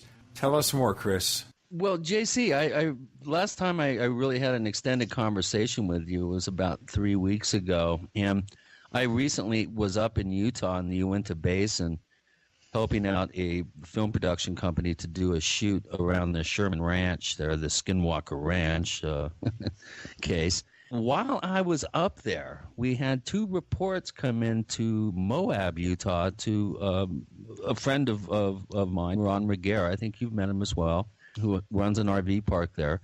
And 2 unrelated reports came in of a small bipedal, what was described as like a miniature Allosaurus or a Camptosaurus. Let's talk about these other reptile forms that have been reported in the Four Corners area. And this is, I think, going to be news to a lot of people that dinosaur-type forms have been actually reported more than you would suspect. You would think that somebody would misidentify maybe an iguana or some sort of lizard running on its back legs or something. But these are different. There's something very, I think, interesting here. And why don't you give us a little background on your particular investigative work in this area and give us a description of these creatures? I heard about this several years ago, and it was actually from some Caucasian people who had properties up on the Animas River, which goes up into Colorado, up near Durango, Colorado. And they were talking about, they call them river dinos. And they described something of a mini T-Rex, 3 to 4 feet tall, lots of reports. And then we've also got a few reports off the reservation. We've probably got 4 or 5 different, and I call them relic reptiles. I'm not going to say the dinosaur word, but we've got probably 3 or 4 different entities described on the reservation. Also one that was eyewitnessed by my son with me on a little outing we did in Red Valley. But the river dinos look like little mini T-Rexes, 3 to 4 feet tall. They probably weigh 100, 150 pounds. And they resemble a T-Rex. And they're often seen in packs, 3 or 4 or 5, 6 maybe together, hunting in a pack or working in a pack. And witnessed pretty regularly by Caucasian people also. So I found this fascinating. There was a gentleman we talked to, I think David Hatcher Childress was talking to him also, about these semi-petrified, semi-fresh examples that were up at the Cortez Museum for several years. They weren't quite fossilized, petrified. There was still some fresh, stinky tissue involved with these creatures. They couldn't have been that old, but they were reminiscent of the mini T-Rex. And I don't know what happened to the specimens. I don't believe this gentleman we were talking to knows either what happened to the specimens, but they weren't that old. This is one issue I'll raise. Do you ever find situations here where people are pulling the wool over your eyes, trying to fool you with something that didn't really happen? Typically, something of that case I would follow up on, and we've got some other stories of the people who have seen these displays that were in the museum that disappeared some years ago. So something like that I follow up on. I try to reimburse the accusation. It's what I do. And then once again, just all the different sightings of the mini T-Rexes. Firsthand, close accounts. A young man climbed up a ridge and he saw this tail flapping around. He didn't know what it was. And this thing turned around and looked at him right dead on, 3 or 4 feet tall. And he said it screamed at him and he ran and he got on his bicycle and got away from it. But, a very physical creature. The creature, we're on the track of something that's bipedal in nature. It leaves a 3-toed track that's identical to fossilized prints in the area. The thing is, these tracks are less than a month old, and it had come through when it was wet and it had to get up this slippery slope. And why I'm believing bipedal in nature is the front paws had to come down, and they look like mittens. So we probably had something with digits that would resemble, a hand on a reptilian type creature. And I think Leonard, our tracker, put the weight at around 16 to 1,800 pounds. And we tracked this for a while. Yeah. Well, I've got a sheep herder out by Newcomb, New Mexico. I don't think he's with us anymore. I think he passed on. But he had the giant lizard out there on his property. He also has fossilized prints on his property. University of New Mexico shows up. They're knocking on his door. They want to go cast these fossilized prints. And they're like, hey, we've got Subway, we've got some water, and sure, you can come with us and watch them. We won't leave a mess and blah, blah, blah. And he goes, you want to see some fresh ones? And he took them down in the wash. And here's these huge three-toed fresh prints in the wash. And they're blown away. And they're nearly identical to what they're going to go cast. Actually, they're a little bit larger. And he told them, yeah, he comes through and he takes my sheep. And it wasn't a question of like chewing the sheep up and eating it. It's a question of tilting the head back and swallowing a sheep. That's the size of this. This is a University of New Mexico scientist? Yes. This is the paleontology department, I believe, as the story was relayed to me. They had come out to cast the fossilized prints. He shows them the fresh. What's the time frame? What's the time frame on this? This would be about 4 years ago. Interesting. I'll help you do a little digging on that one because I have some connections at the school. Cool. We can dig it up. So they're blown away. Well, Ron Reguera just sent me. Ron Reguera just sent me the most amazing petroglyph that's right from your neck of the woods there, JC, and it's a brontosaurus. Now, why would some paleo man, Folsom man, or I think it may even be older than Folsom man, why would they do a perfect depiction of a long-necked sauropod type dinosaur in a petroglyph? I mean, I'll post it, and I'm sure we're going to generate quite a thread as a result of this show. And I'll go ahead and post that just so people can see that we even have a prehistory of, a tentative, some tentative evidence of some prehistoric sort of, depictions of what would be considered long extinct, dinosaur-type reptoids. Look at Newspaper Rock out by Holbrook, and there's this great big bird with a man in its mouth.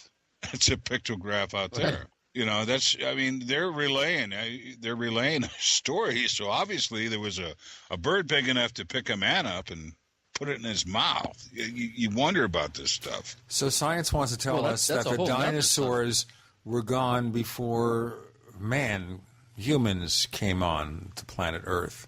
So obviously it's not that way at all. In the end, which casts went back to the university, the fossilized or the fresh?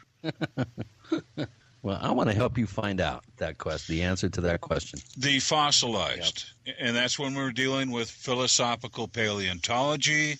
We deal with philosophical humanology. We deal with all kinds of philosophical situations in this line of endeavor, I should say. Yeah. So basically what they're doing here is they expect that such creatures do not exist today, therefore we'll put up the fossils. We're not going to show evidence that they are here now. Yeah. Well, I have a perfect story that illustrates that, Gene. I spoke with a rancher in the northern San Luis Valley who claimed back in the early 80s, without my notes, I'm not sure, it may have been the late 70s, he went ahead and this rancher was doing some excavation work on his ranch in the northern San Luis Valley. Now, this is an alluvial plain. It's about 1 million years of, erosion coming down from the Sangre de Cristos that layers on the edges of the valley and then piles up. And he found suspended in sand, the bones of a articulated small 2 foot to 2.5 foot tall dinosaur, which he then packed up, gave it to the Museum of Natural History in Denver, who then claimed when he called back to find out what they thought of it, they said, oh, we never got that. And he personally dropped it off to them. So I tried to get a little headway on this. And, of course, Robert Bacher is at the time, I think, was involved there. The famous paleontologist was involved there in their collection. And they just totally went into complete denial and said, we never received anything like that. It would be physically impossible for him to find, the unfossilized remains of a dinosaur in an alluvial plain that's less than 1 million years old. I'll tell you what, we will be a lot less than 1 million years old if we don't do this break. And on the other side, we'll explore more creatures, not from outer space, not from other dimensions or any place like that, but from here on Earth. With J.C. Johnson and Gene and Chris, you're in the Paracast.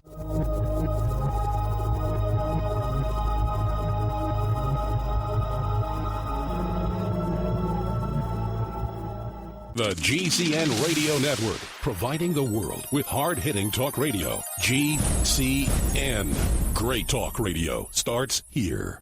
Hi, this is Ted Anderson. If you'd like to listen to GCN programs on the go, I have great news. GCN has created a Droid and iPhone application, and it's free. Just as easy as going to GCNlive.com, click on the banner, and download. Before you know it, you'll be listening to your favorite hard-hitting GCN shows, live or on demand, right on your Droid or iPhone, 24/7 and on the go. So download the Droid and iPhone app free by clicking on the banner at GCNlive.com. Thanks again for listening to GCNlive.com. Again, that's GCNlive.com. We the people grow cotton, weave fabric, engrave ink, embed strips and fibers to protect from counterfeit and carting to a private bank, having it lent back at interest, forcing taxes to service debt. This capitalism, or was Jefferson correct when stating a central bank issuing the public currency is a greater menace to the liberties of the people than a standing army? Ted Anderson on placing a free silver dollar in a book that explains our monetary system. Call for your copy, 800-686-2237. It's time to understand the system. Call 800-686-2237. That's 800-686-2237.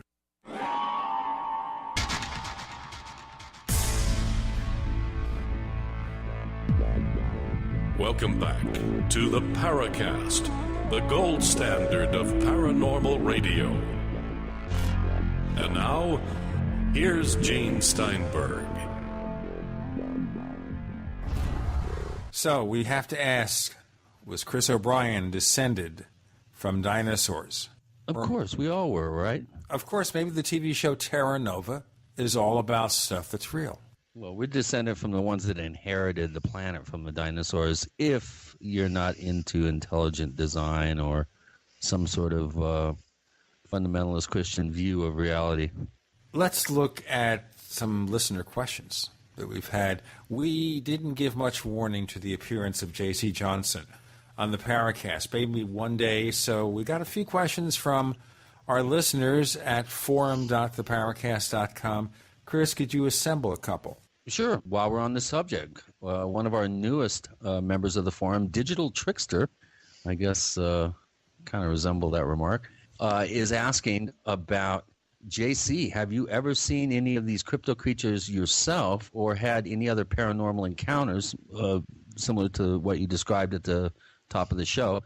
And also, what is your opinion on dinosaur sightings around the world? And which sightings do you believe may be true? And what is the best evidence to back up these sightings, whether in the Four Corners area or any other world sightings that have occurred? And if you have time, will you also ask JC about the giant snake sightings, which we've already covered? And he says, I can't wait for you guys to do the show.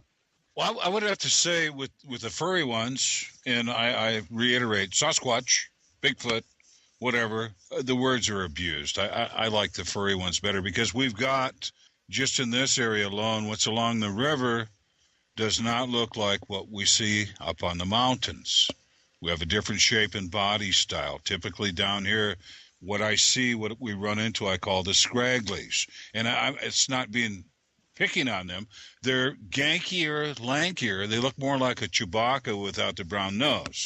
But they look like a Chewbacca-type creature. They're narrower at the shoulders. They don't typically have the six-pack abs or something that we would see with the mountain variety of these creatures.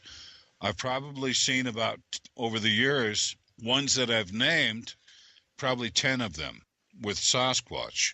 I've seen the giant snake, or at least a coil from the giant snake.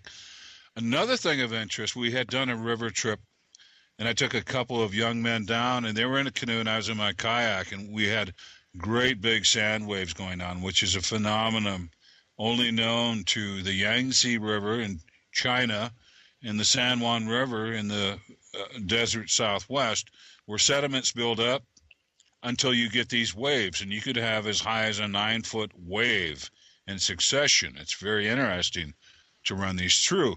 There was a small rapid. The next day, we'd done a trip down. We camped overnight. There was a sighting in our camp. The Sasquatch came down to party with us.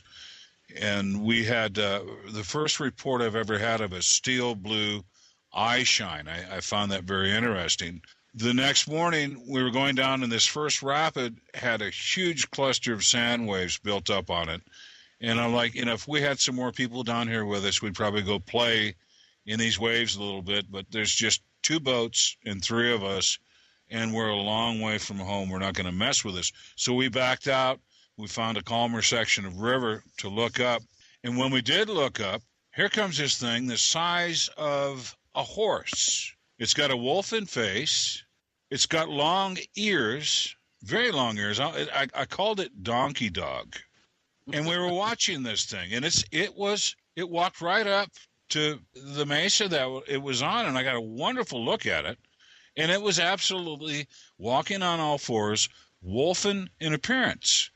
And then, boom, we got sucked down the river. I'm like, what the heck was that? And it made 2 more appearances up on the mesas following us. Broad daylight. And we got down where there's some old Anasazi ruins right on the Colorado line. And I said, here's an open area. This thing's following us, curious about us, whatever's going on. Let's jump out in this open area, get down in the bushes, everybody get your cameras out, and maybe he'll break out into the open. And we'll get some pictures. Well, he never came out. But no. I don't think it was a skinwalker. When that happens. I don't think it was a skinwalker. It doesn't sound like one.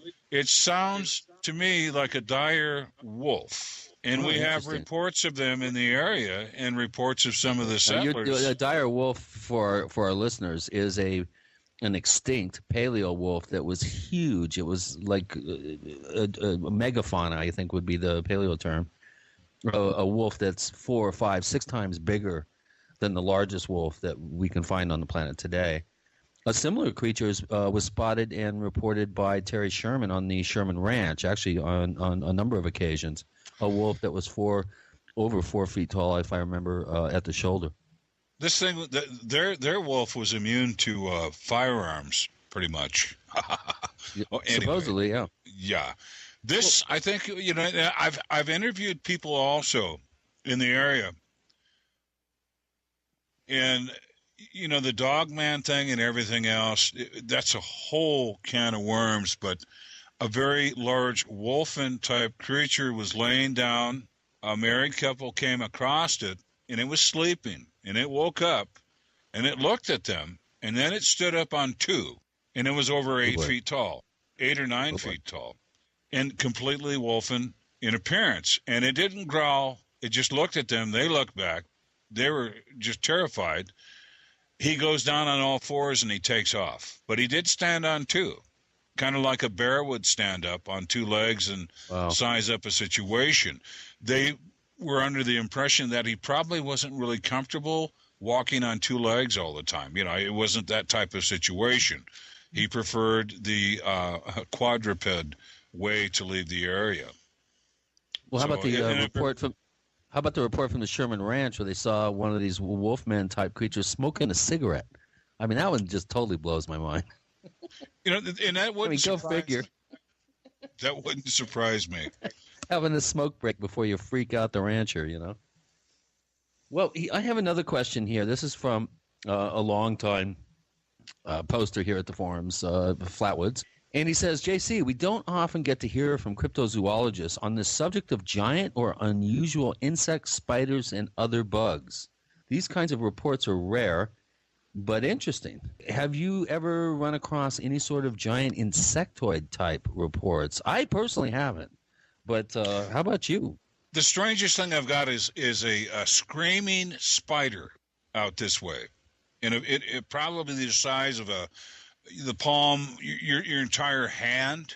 Tarantula sized. Yeah. Yeah, and it screams, an audible scream, which, there's nothing like that out here. But as far as that end of things, that's probably the weirdest thing I've ever heard about, is an audible screaming spider.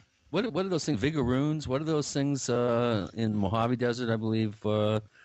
They look kind of like a huge, oversized giant scorpion without the tail. I think they're called vigoroons or something. They're one of those rare insects that you don't really hear about. But we're talking something that's over a foot long and pretty freaky looking. The high, for Flatwoods, if you're listening to the show, which I'm sure you are, the high mountain desert is not kind to insects. And this area is swept with high winds, very low temperatures, blinding blizzard-like below zero conditions during the winter months. And insects do have a hard time in that kind of environment. But here's a question from me, JC, and that is the legendary thunderbird.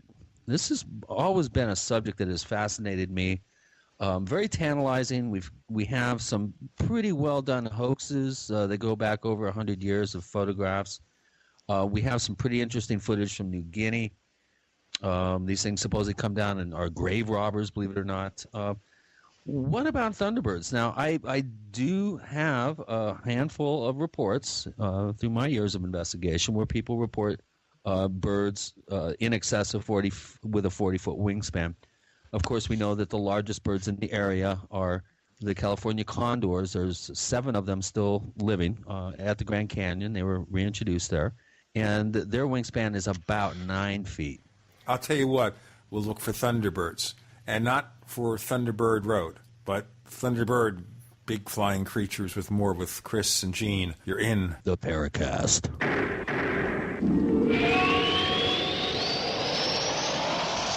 Are you ready to order the official Paracast t-shirt? You asked, we answered. We're now taking orders for the official Paracast t-shirt. It comes in white, 100% cotton. The front of it features the same logo that we have on our community forums. On the back it says, separating signal from noise. To order the official Paracast t-shirt, here's all you have to do. Visit our new online store at store.theparacast.com. One more time, that's store.theparacast.com.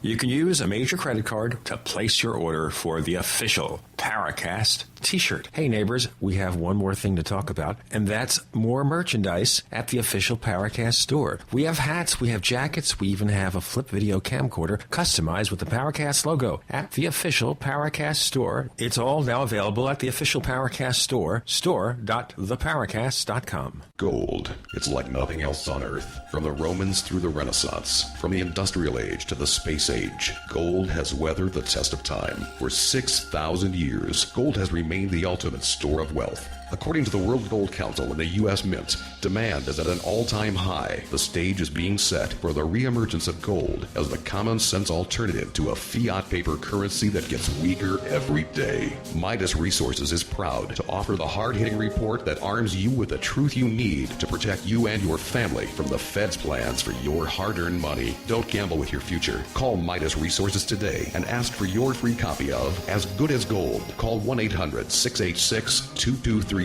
for the report the Fed hopes you'll never see. As Good as Gold can be yours by calling 800-686-2237. If you have ever thought about owning gold, you must read this report. Call Midas today at 800-686-2237. Solar power. Hand crank power. Radio power.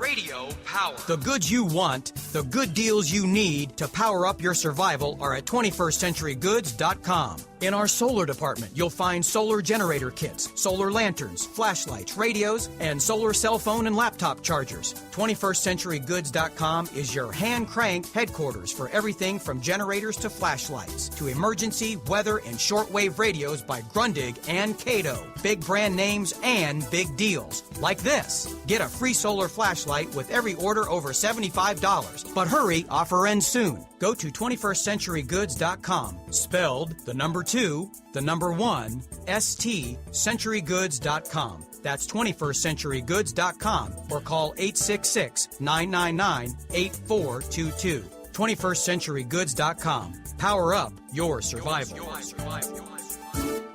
Storable foods, check. Water filters, check. Gold and silver, check. Tactical gear, check. What's missing from your survival checklist? An essential that should not be taken for granted. Storable vitamins and nutritional supplements. Since many foods do not contain the essential micronutrients your body needs, you need Survival RX, the world's first ultra-long-term storable vitamins and nutritional supplements. How long? Survival RX products have a shelf life of up to 30 years, thanks to triple nitrogen flushing for guaranteed freshness.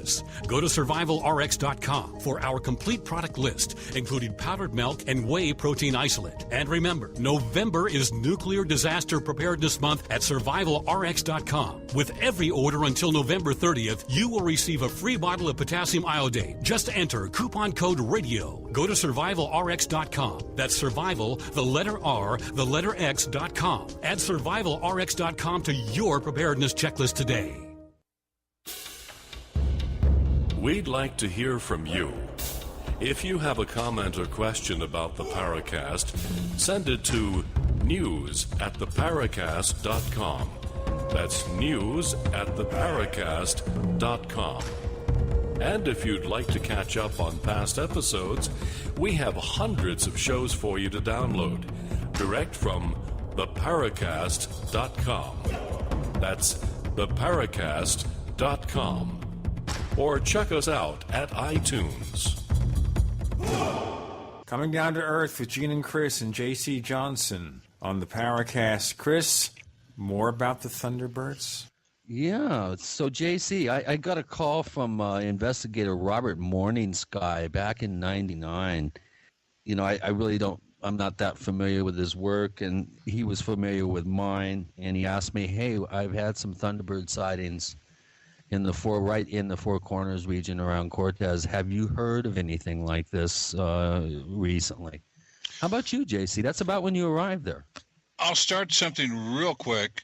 We have condor that have made it back on their own without the reintroduction program. I've come across them in the wild. They are not tagged. There's no transmitters on them. And this is where we get into some touchy-feely things, because there's millions of dollars involved in the condor thing that's going on, the ones that are left alive in captivity. I'm here to tell you we have witnessed them time and time again in the wild, coming back all on their own. And they don't want to hear that. They don't want to hear that. They don't want to hear the fact that the grizzly have made it back into the Chusca and Lukachukai mountains on the reservation without being reintroduced. They've made it back on their own. The jaguar are spreading north. That's another story. Let's go back to the birds. We have a prominent member of the community here in Farmington who wanted to talk with Dave Ortiz. He was hunting in the Jemez Mountains. He heard a freight train come down on him, and he just landed on his belly, and this bird just missed him. He looked up, and he followed it through the sky, and it was turning around to come back for another pass. He went and covered himself in the thick trees. Okay, I'm going to go hide in these trees. Leathery skin, 40-foot wingspan. It was a pterodactyl or pterosaur. Direct sighting from this individual. To share a personal experience, I've seen something with 40-foot wingspans that reserve. It looks like a raven, but a 40-foot wingspan. I've seen those. I remember coming out of Walmart one day, looking over by the airport and looking up, and I'm like, wow, what a cool kite, a pterodactyl kite. Wow, where did they get that? Over at the Hobby Lobby? I want a kite like that. That's so cool. Then the thing went up, and it broke away from that area, and it came right over the top of me, and I looked up, and I saw the leathery skin and just light flexing of the wing. It wasn't flapping or anything. And it glided up. It caught another thermal, and it went over the river. Then it went across the reservation. I ran across the parking lot at Walmart to keep this thing in sight. I couldn't believe it. I saw it. Another member of our crew was up on a mesa above the San Juan. One of the fingers of the San Juan, splitting up by an island, was probably 100 feet wide. She said this thing skimming the water probably covered half of that finger, at least a 50-foot wingspan, leathery skin, identical to what you would consider a pterodactyl. Witnessed by one of my crew members. We're talking about two distinct forms. The reports that I got, and I'm sorry to interrupt here, Go ahead. The reports that I got back in the 90s, whereas you described of a giant raven-type form that was described as a 30, 40-foot wingspan, and also described as like a black hole in the sky. There were no details on it. They could see flight feathers, they could see the outline of it and the silhouette of it, but they could not really determine any sort of features on it other than the actual silhouetted shape. Now, what you're describing is something that's more, like a pterosaur, some sort of pterodactyl or pteranodon, that type of form. How many of these reports do you think you've heard over the years, or stories have you heard over the years, and how reliable do you think these reports are? You're describing your own personal experience. But you would think that if these things exist, that there should be a lot of reports of them out there flying around. So there are. And one of the investigations I did, and I wasn't going to do it until the family came up with some photos of what had happened to the sheep. And we're talking that the heads were snipped off and the bodies were drilled into by like a beak or something of that nature. And we've got a very high fence. We've got legs ripped off. We've got heads snipped off of full-grown sheep. And we've got a lot of the pterodactyl sightings in the area. And I went and followed up on this. And my gut is it was either space aliens or a pterodactyl that dropped into the pen for the carnage that was inflicted on these sheep. I mean, just to snip off a head. How do you do that? To rip a leg off a sheep? How do you do that? It came in from above, and I think the family was in agreement with that. Something of a winged variety came in from above. And I think it was a pterodactyl. I really do. I've got a cave out in the Badlands. If we get our series that I'm working on, I'll get dropped in this cave. It's about a 40-foot high entrance, and it's pretty deep. And that's what you would need for something of that nature to fly into and take roost and be out of the elements. Which Badlands? I mean, where are we the talking? The Badlands outside of Farmington, heading toward Albuquerque. And we've got some Pegasus sightings or pterodactyl type sightings on that area quite frequently. So you're on the edge of the Painted Desert there in the Bentonite Hills, that area where it's all eroded out, like the Bisty Wilderness, that area. Yeah.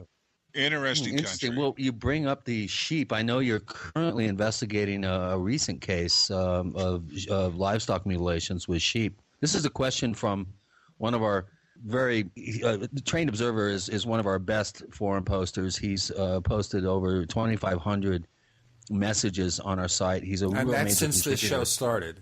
Yeah, and really, okay, Gene. Well, I don't know about that, but he has three questions. Have you noticed, JC, any correlation between cattle mutilations or sheep mutilations in your case? Because that's the majority of the livestock that I think that you've investigated being found in this condition. But have you seen any correlation between these livestock deaths and disease in people investigating them? Or do you have any sort of incidents of these families developing abnormal rates of cancer?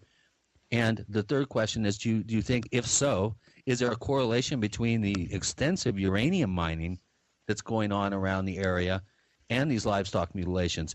And as kind of a sub-question that I'm adding, do you think it's possible that some of these strange and weird creatures could be some sort of genetic manipulations because of uranium mining and other, genetic altering type conditions in the environment? And before you answer that question, before you answer that, J.C. Johnston, I was thinking as you were talking with the final part of that question, Chris, about all those Japanese horror movies where radiation caused all these strange mutations, but maybe that's not it. We have cryptozoological investigator J.C. Johnston with Gene and Chris exploring weird creatures of the day, the night, the skies, and the sea, and elsewhere on the Paracast.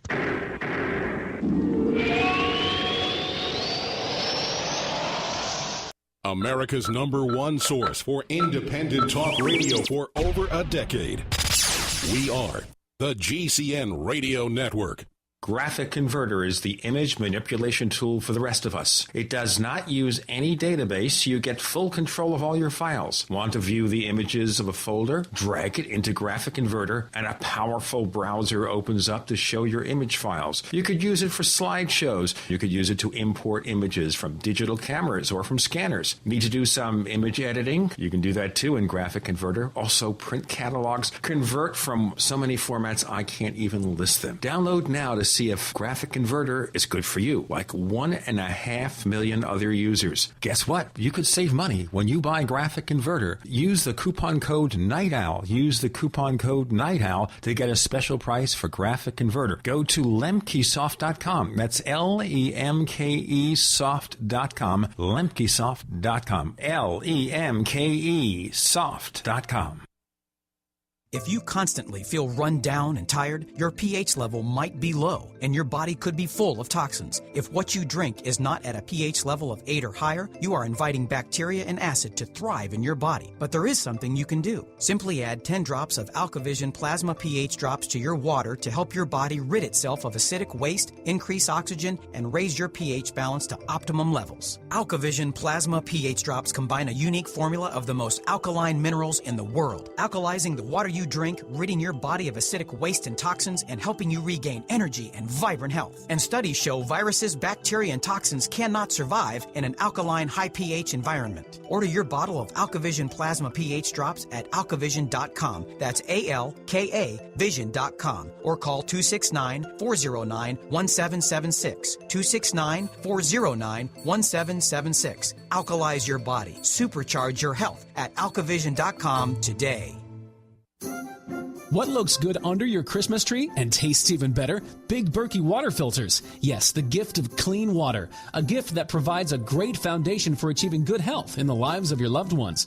A Big Berkey water filter gives them protection from bacteria, heavy metals, chlorine, fluoride, pesticides and herbicides, VOCs and more. And best of all, a Big Berkey water filter is a gift that lasts for many years with no additional investment. And that saves time and money in filter replacements that other water filters require and are even powerful enough to purify treated, untreated, or even stagnant pond water. As always, all orders over $50 are shipped free, and GCN listeners get 5% off all ceramic filter systems. Order online at BigBerkeyWaterFilters.com, spelled Big, B-E-R-K-E-Y, waterfilters.com, or call 877-99-BERKEY. That's 877-99-BERKEY.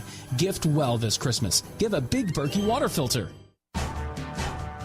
If you owe money to the IRS, you can't make the problem go away by yourself. But with the help of Dan Pilla, you can get your problem solved once and for all.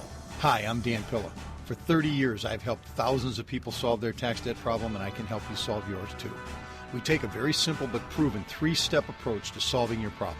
First, we stabilize IRS collection actions so you don't have to worry about the IRS seizing your bank account or paycheck. Next, we build a comprehensive plan to get your tax debt reduced to the fullest extent possible, sometimes even completely eliminated. And finally, we work with you every step of the way to get your problem solved once and for all. Call us for a free consultation. Call 1-800-346-6829. We'll work together to get your problem solved, guaranteed. Dan Pilla has been protecting taxpayers from the IRS for 3 decades, and he can help you too. Call us today at 800-346-6829. That's 800-34-NO-TAX.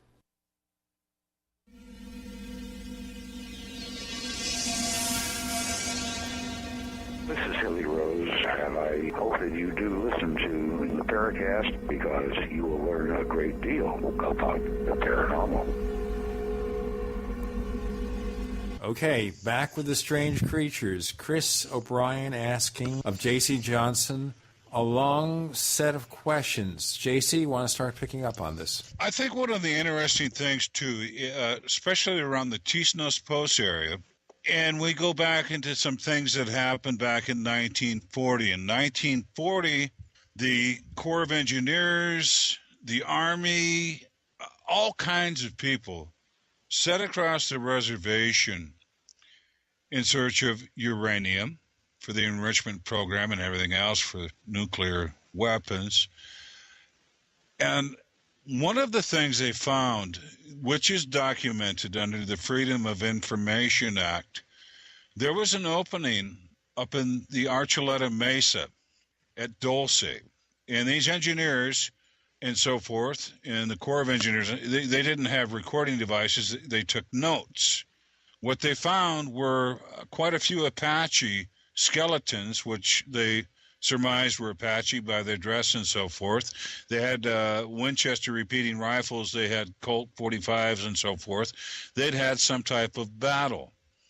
They go back further into the opening, and they found the skeletons and remains of the opposing force, and they described them to some degree. Well, you're talking about Colonel X, and Anthony Sanchez is very interesting. This account, correct? This is, not necessarily from the book, but this opens up a lot of different things. When we've got all the uranium things big going old on. major, huge can of worms just got open there, JC. Here's where we go back to what's going on around the Four Corners area.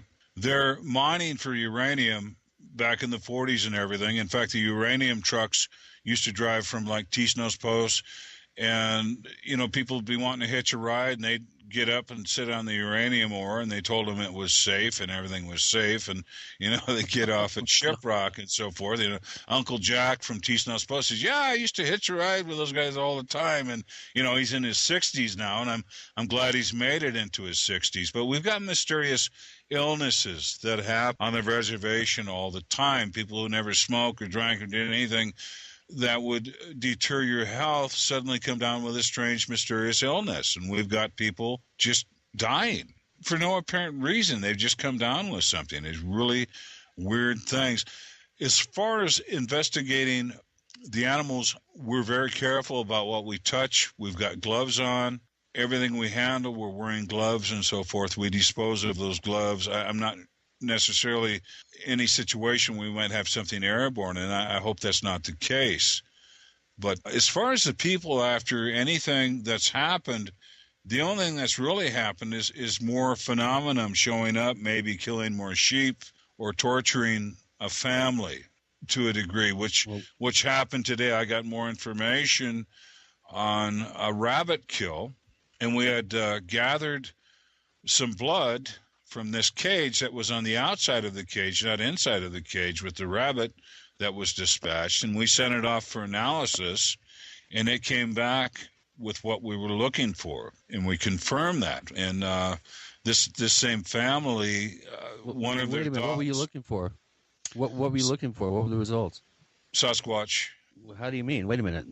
Stop the presses, Gene. Press stopped. Here we go. Confirmed results of Sasquatch? Actually, please do explain. Let me backtrack here a little bit. One of the videos we have is called The Harvest, and it was an irrigation pipe that had been punched through to capture a skunk, and the first thing that happened to the skunk is its scent glands got removed, and pretty much the skunk just wandered out of the pipe and lay down and died. And Brenda Harris was able to get on scene that night and get some photos. The perpetrator, carrying the skunk in between his hands with the pipe out in front of him, 150 pounds of pipe, walked out into the field about 100 yards and set the pipe down. So if the skunk got out of the pipe, he could probably run the skunk down and catch it. If he left it up in the weeds where the pipe was, the skunk could probably get away if he got out. And he even pulled off... And he removed the scent glands? The scent glands were removed? What's the motivation on that one? That's another long story. But I believe some of the smell of the furry ones, the Sasquatch, I believe some of that is imported. I've smelled them without the skunk. It's like a stinky, wet, diaper, dirty dog, horse pee thing, and no skunk. And then I've smelled that same smell with the skunk added to it. So I've smelled all that. I believe the skunk is something they import. Oh, so it's kind of like Halston for Bigfoot. They sort of use that as sort of masking smell or something, a scent. Skunks, believe me, I have to deal with them all the time here in Redneck, Arizona. We have quite a number of skunks in the area. They've been really prevalent the last couple of years for some reason. But so what you're suggesting and postulating is that Bigfoot may be somehow harvesting and utilizing the scent glands of skunks and possibly other animals. Badgers are very stinky. You know, as well. it was a suspicion, and everything. The way everything came together, we got into the right study. And this study is going in for peer review with over 106 samples from around the country, including samples from us, from 2 different incidents. And the markers are there for what these things are, which is going to be of interest. Who's doing this study? Is this the Idaho study? No, Dr. Melba Ketchum is doing the DNA study on these Sasquatch. Okay, so you were able to get evidence entered into this study. Yeah. When are we going to see some results? I've got some prime rib dinner bets that by the end of the year, the paper will be released and available. Cool. I'll take you up on that one. Consider another bet being placed. Okay, another prime rib bet with you. There you go. Okay, we got witnesses, Gene. Okay, I've got it written down here, recorded for posterity, forever. I love prime rib. We get all them mad cattle mutes. We're going to get some mad cow if we eat the wrong prime rib. No, I'm going to prepare the prime rib, and I'll deliver it, too. All right. Prepared and delivered. I have to go up to Washington, too, if I lose this bet. But, the I's are dotted, the T's are crossed. Everything's been sent out for a double-blind study. And overkill. With over 100 samples, it's beyond overkill. Believe me. Well, I was just saying, I think it was 117 samples, if memory serves me correct. It's quite an extensive study, the first major scientific study of its kind, and it takes a lot of chutzpah, I think Gene would say, to actually put your neck out in the scientific community with a study of this size and scope and obviously the subject matter. But back to my question real quick before we forget. Have you seen any unusual illnesses in the families that have had these livestock mutilations in this area that's rife with uranium mining? Nothing I could directly correlate. We've lost family members. Once when I married in with this Native American lady, I married everybody. It's funny how that works, isn't it? And they brought that up years later. Years later, we're all still in contact and together and everything else. You didn't know you married all of us, did you? And I said, no, but I'm not complaining. You great bunch of folks, great bunch of people. My goodness. Wonderful people. But no, there's been mysterious illnesses, very healthy people suddenly taken by some type of leukemia. Obviously, Leonard Dan's talking about some of these old uranium mines where the rails that they used to push the ore out on glow at night. I don't think that's really healthy. I don't think that's a good thing. Well, I don't think hitching a ride on an ore truck is healthy either. Well, no, but they told him it was safe back in the 40s and 50s. This is safe. It's all good. Grandpa? But, Leonard talks why about... are my body parts glowing? I'll tell you what, we're going to glow even brighter if we don't do this. Neighbors, we want you to check out our newly updated forums. Go to forum.theparacast.com. That's forum.theparacast.com. A new, snazzier look, better integration with your favorite social networks. We're just glowing all over the place here with Gene and Chris. You're in The Paracast.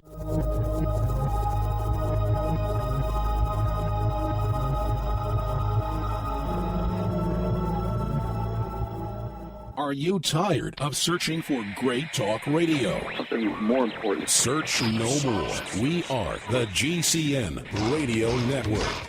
You expect professional service from your doctor, your accountant, and even the girl who takes your morning coffee order. Why not from your domain registrar, too? Namecheap.com provides stellar service with no sneaky upselling. We offer more features and security options for your website than there are ways to order a latte. And new domains come with WhoIsGuard to protect your personal info. At Namecheap.com, you can get your domain for as low as $2.99. Now is a great time to get to know Namecheap.com. For 58 years, Fate has provided true reports of the the strange and unknown, Fate brings you the latest in all aspects of the paranormal, like angels and miracles, psychic phenomena, ghosts, UFOs, and much, much more. To receive your complimentary Fate magazine, call now at 1-800-728-2730 or visit their website at www.fatemag.com. That's 1-800-728-2730. What are you waiting for? Your fate awaits. How would you like to have normal blood pressure? This is Ernesto from Illinois. I had my doctor's appointment yesterday, and I got my labs in. My HDL is 119L, and my LDL is 37L. My doctor asked what I was doing to lower it so much, so I told her about HB extract. Millions of people like Ernesto are suffering from high blood pressure, congestive heart failure, unbalanced cholesterol, irregular heartbeat, and clogged arteries. But now there's an effective, natural, 100% organic nutritional supplement for a healthy heart and circulation. Heart and Body Extract. My blood pressure has not gone past 125/80 in almost a month. Experience amazing benefits when your body gets what it needs with the assistance of Heart and Body Extract. She did a double take when she looked at my ER labs. She couldn't believe it. Order at hbextract.com or call 866-295-5305. That's hbextract.com or call 866-295-5305. Thank you. Heart and Body Extract. What happened, man? You used to be energetic, happy, and wow, did the ladies love you. Now you fall asleep on the couch, irritable, and out of shape. Don't be that guy. Call now for a risk-free trial of Ageless Male, a natural supplement shown to raise testosterone by 50% and maintain healthy, normal levels. No injections, no appointments. With healthy testosterone levels, you can feel that energy again, that great outlook again, and yes, even a healthy sex drive. Right now, you can try Ageless Male risk-free. There's nothing to lose, guys. If you're a man who's noticed changes in your body, your mood, your sex life, call now for a risk-free trial of Ageless Male. Be the guy you used to be. Just call 1-888-246-0623. Don't wait another day. Just call 1-888-246-0623. Again, 1-888-246-0623. From the shattered Rust Belt come the Lost Vegas. Now also available in digital format at Amazon and iTunes worldwide. Don't come calling when your walls start falling down. I got a little bit of respect. Don't take it away. How does it feel to be one of the beautiful people? It ain't revolution. Time to drag it. Life Before the Collapse by the Lost Vegas on 180-gram vinyl and mastered especially for vinyl by legendary audio engineer Steve Hall.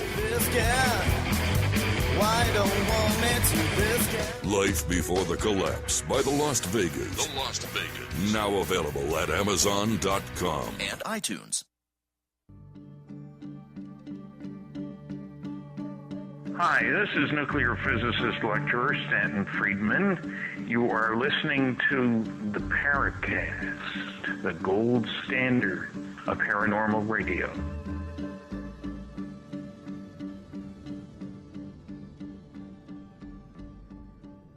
We're glowing in the dark because this is the last segment of this week's episode with Gene and Chris and J.C. Johnson.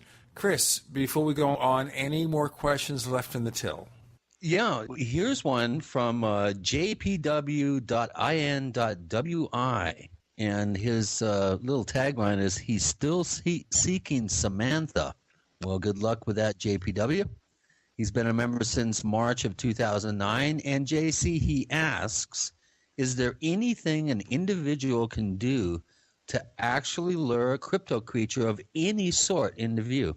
I've always wanted to have a sighting ever since I was a teenager, you know, of a UFO, Bigfoot, Mothman, anything. But it's getting awfully hard to stay patient.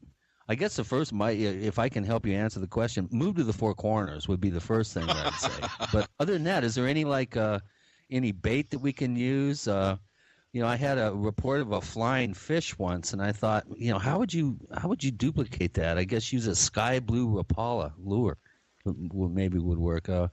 What can a person do to I'll put share themselves in the right place at the right time. one situation, and this goes back to with my son, who did a couple tours in Iraq and Afghanistan. He's a ranger sniper, and he came out to visit Dad, and it was windy, it was cold, it was December. We had probably 60, 70 mile an hour wind gusts down at the base of the Lukachukai Mountains, but I took him down into Red Valley, into what we now call Skinwalker Wash, and just to, give him a feel for things. And my spidey senses said we had somebody tailing us. I really couldn't figure out what it was. And we wanted to have a cigarette. By the way, I'm smoking an e-cigarette now. I'm trying to quit, by the way. What's an e-cigarette? You buy the pharmaceutical-grade glycerin nicotine. You load it into an atomizer. You push the little button with a battery, and it gives you pharmaceutical-grade nicotine in a water vapor. It's a nicotine delivery system, Gene. Yes. Highly recommended. Instead of just injecting it. No smoke, no carbon monoxide, no tar. But unfortunately, as I found out, JC, you can't smoke them on Amtrak, unfortunately. Oh, they won't let you smoke them on planes. That's okay. You offend people wherever you go. I'm glad I've got an alternative to. Speak for yourself there, buddy. I'm glad I have an alternative to the coffin. Anyway, let's hear the story. Your son's a ranger. Did he pick up on how was his spidey sense operating? We wanted to have a cigarette, and the wind was just howling. And we were over by Shiprock earlier, the actual rock, and just the wind was so terrible. We got down in Skinwalker Wash there in Red Valley, and I saw a rock face that had fallen off a cliff, and it was about 30 feet high by 100 feet long, a big red rock. We had 2 or 3 feet between this rock and the canyon wall. And I said, let's go back in there. I checked it out. So we're back in there. We're smoking. We're joking, talking. And I really seriously, I said to him, if something's been following us, it knows we're behind this rock face. It can't see us right now, but it knows we're back here. It's going to expose itself. It's going to be out in the open looking at this rock face, wondering what happened to us. I said, I guarantee you. So you were flashed by a skinwalker? No, I told my son, I'm going to jump out and face right. You jump out and face left, and we'll see what we have. When we jumped out, my son goes, Dad, oh, damn. And he tried to get one of the binoculars up just to look through one of the reticles to look at this creature. And by the time I spun around, it was gone. The last thing he expected to see was a 3 foot high at the shoulder, 14 foot long Komodo dragon-looking creature with a rhino hide, not a lizard hide, but a rhino hide. And it ran down the side of this hill. We did a horseshoe to try. How big was this thing? I would say 3 foot high at the shoulders, about 12 to 14 feet long. I would put its weight at about 1,000 pounds. And that's the last thing he expected to see. He's been following Dad's research for years. Everything's a Bigfoot. Everything's a Bigfoot. The last thing he expected to see was something of that variety stepping out from behind that rock face. But that's another thing, too. And it worked. And this is with, something of that genre. Another thing we did in Land Between the Legs back in June, we had forward-looking infrared, and I wanted to get this gentleman up where he could actually scan out across a cornfield that they hadn't planted that year. So we hiked up this little road, and we bedded down in the cornfield. Well, the one thing that was following us, we went through about 20 feet of thick trees and scrub and underbrush. Then we dumped down into this 3 foot high grass in the field. The guy that had been following us got really frustrated while we were in there for a few minutes, and he took a big stick and started beating it on the road. And we could hear it, and it was very loud, and we jumped up out of the cornfield, made our way back through the brush.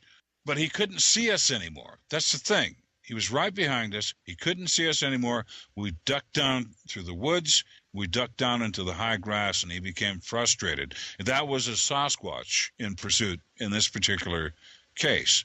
But we outsmarted him. He couldn't see us anymore. He didn't have a visual on us. I don't know if he was sending a message to someone or something else, by beating the stick on the road or whatever. But, we dropped out of sight. He became frustrated.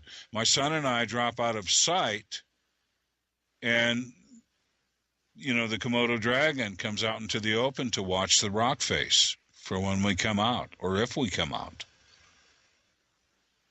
Wow. I'm gobsmacked. That's all I can say is wow. I'm telling you, JC, I can't wait to work on this little expedition that we've been talking about and get out there in your neck of the woods, maybe do the Chuscas or, some area there south of the Four Corners, and probably maybe when the weather breaks, have some fun. Yeah, the Chuscas would be great. Yeah, I'm leaving the Chuscas for BFRO. They own them. They can have them. So. Oh, okay. Go, boys. Go, boys. Go ahead. Let me ask you a question, JC, because we don't have much time left. And this is the kind of show where we have to do 2 or 3. Just listening to you and Chris talk shop. You just sit back, relax, have a soft drink. I don't do the hard stuff. And just let it happen. Okay, so from here, where do you go? Are you going to do more of this kind of research? Do you see an end game where you could just feel vindicated? Science says, okay, they're Bigfoot, the Thunderbirds, and all this stuff. Can that happen? I think we start with the Sasquatch, the Bigfoot, and my biggest hope is the DNA study to go forward, and then we all get to start all over.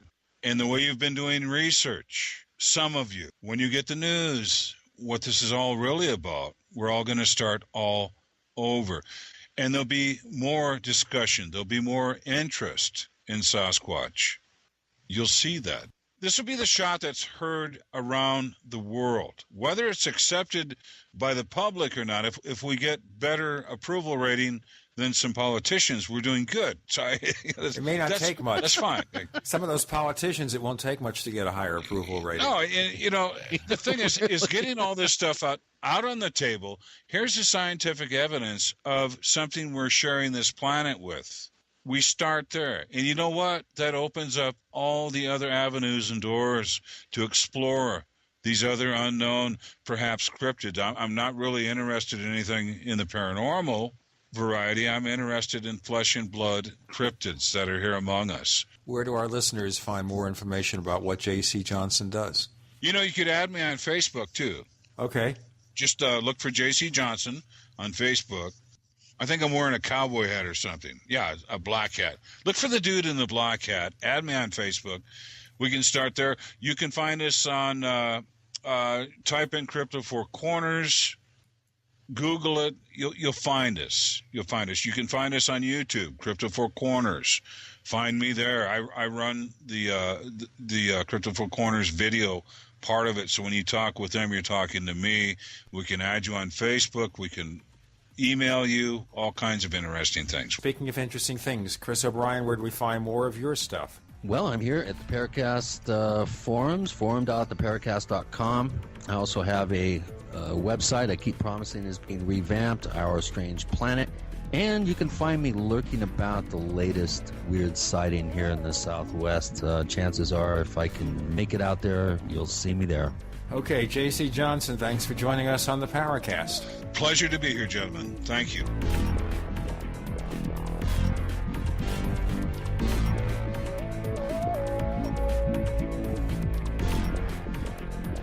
The Paracast, featuring Gene Steinberg and Christopher O'Brien, is a copyrighted presentation of Making the Impossible, Incorporated. Tune in next week for a new adventure in The Paracast.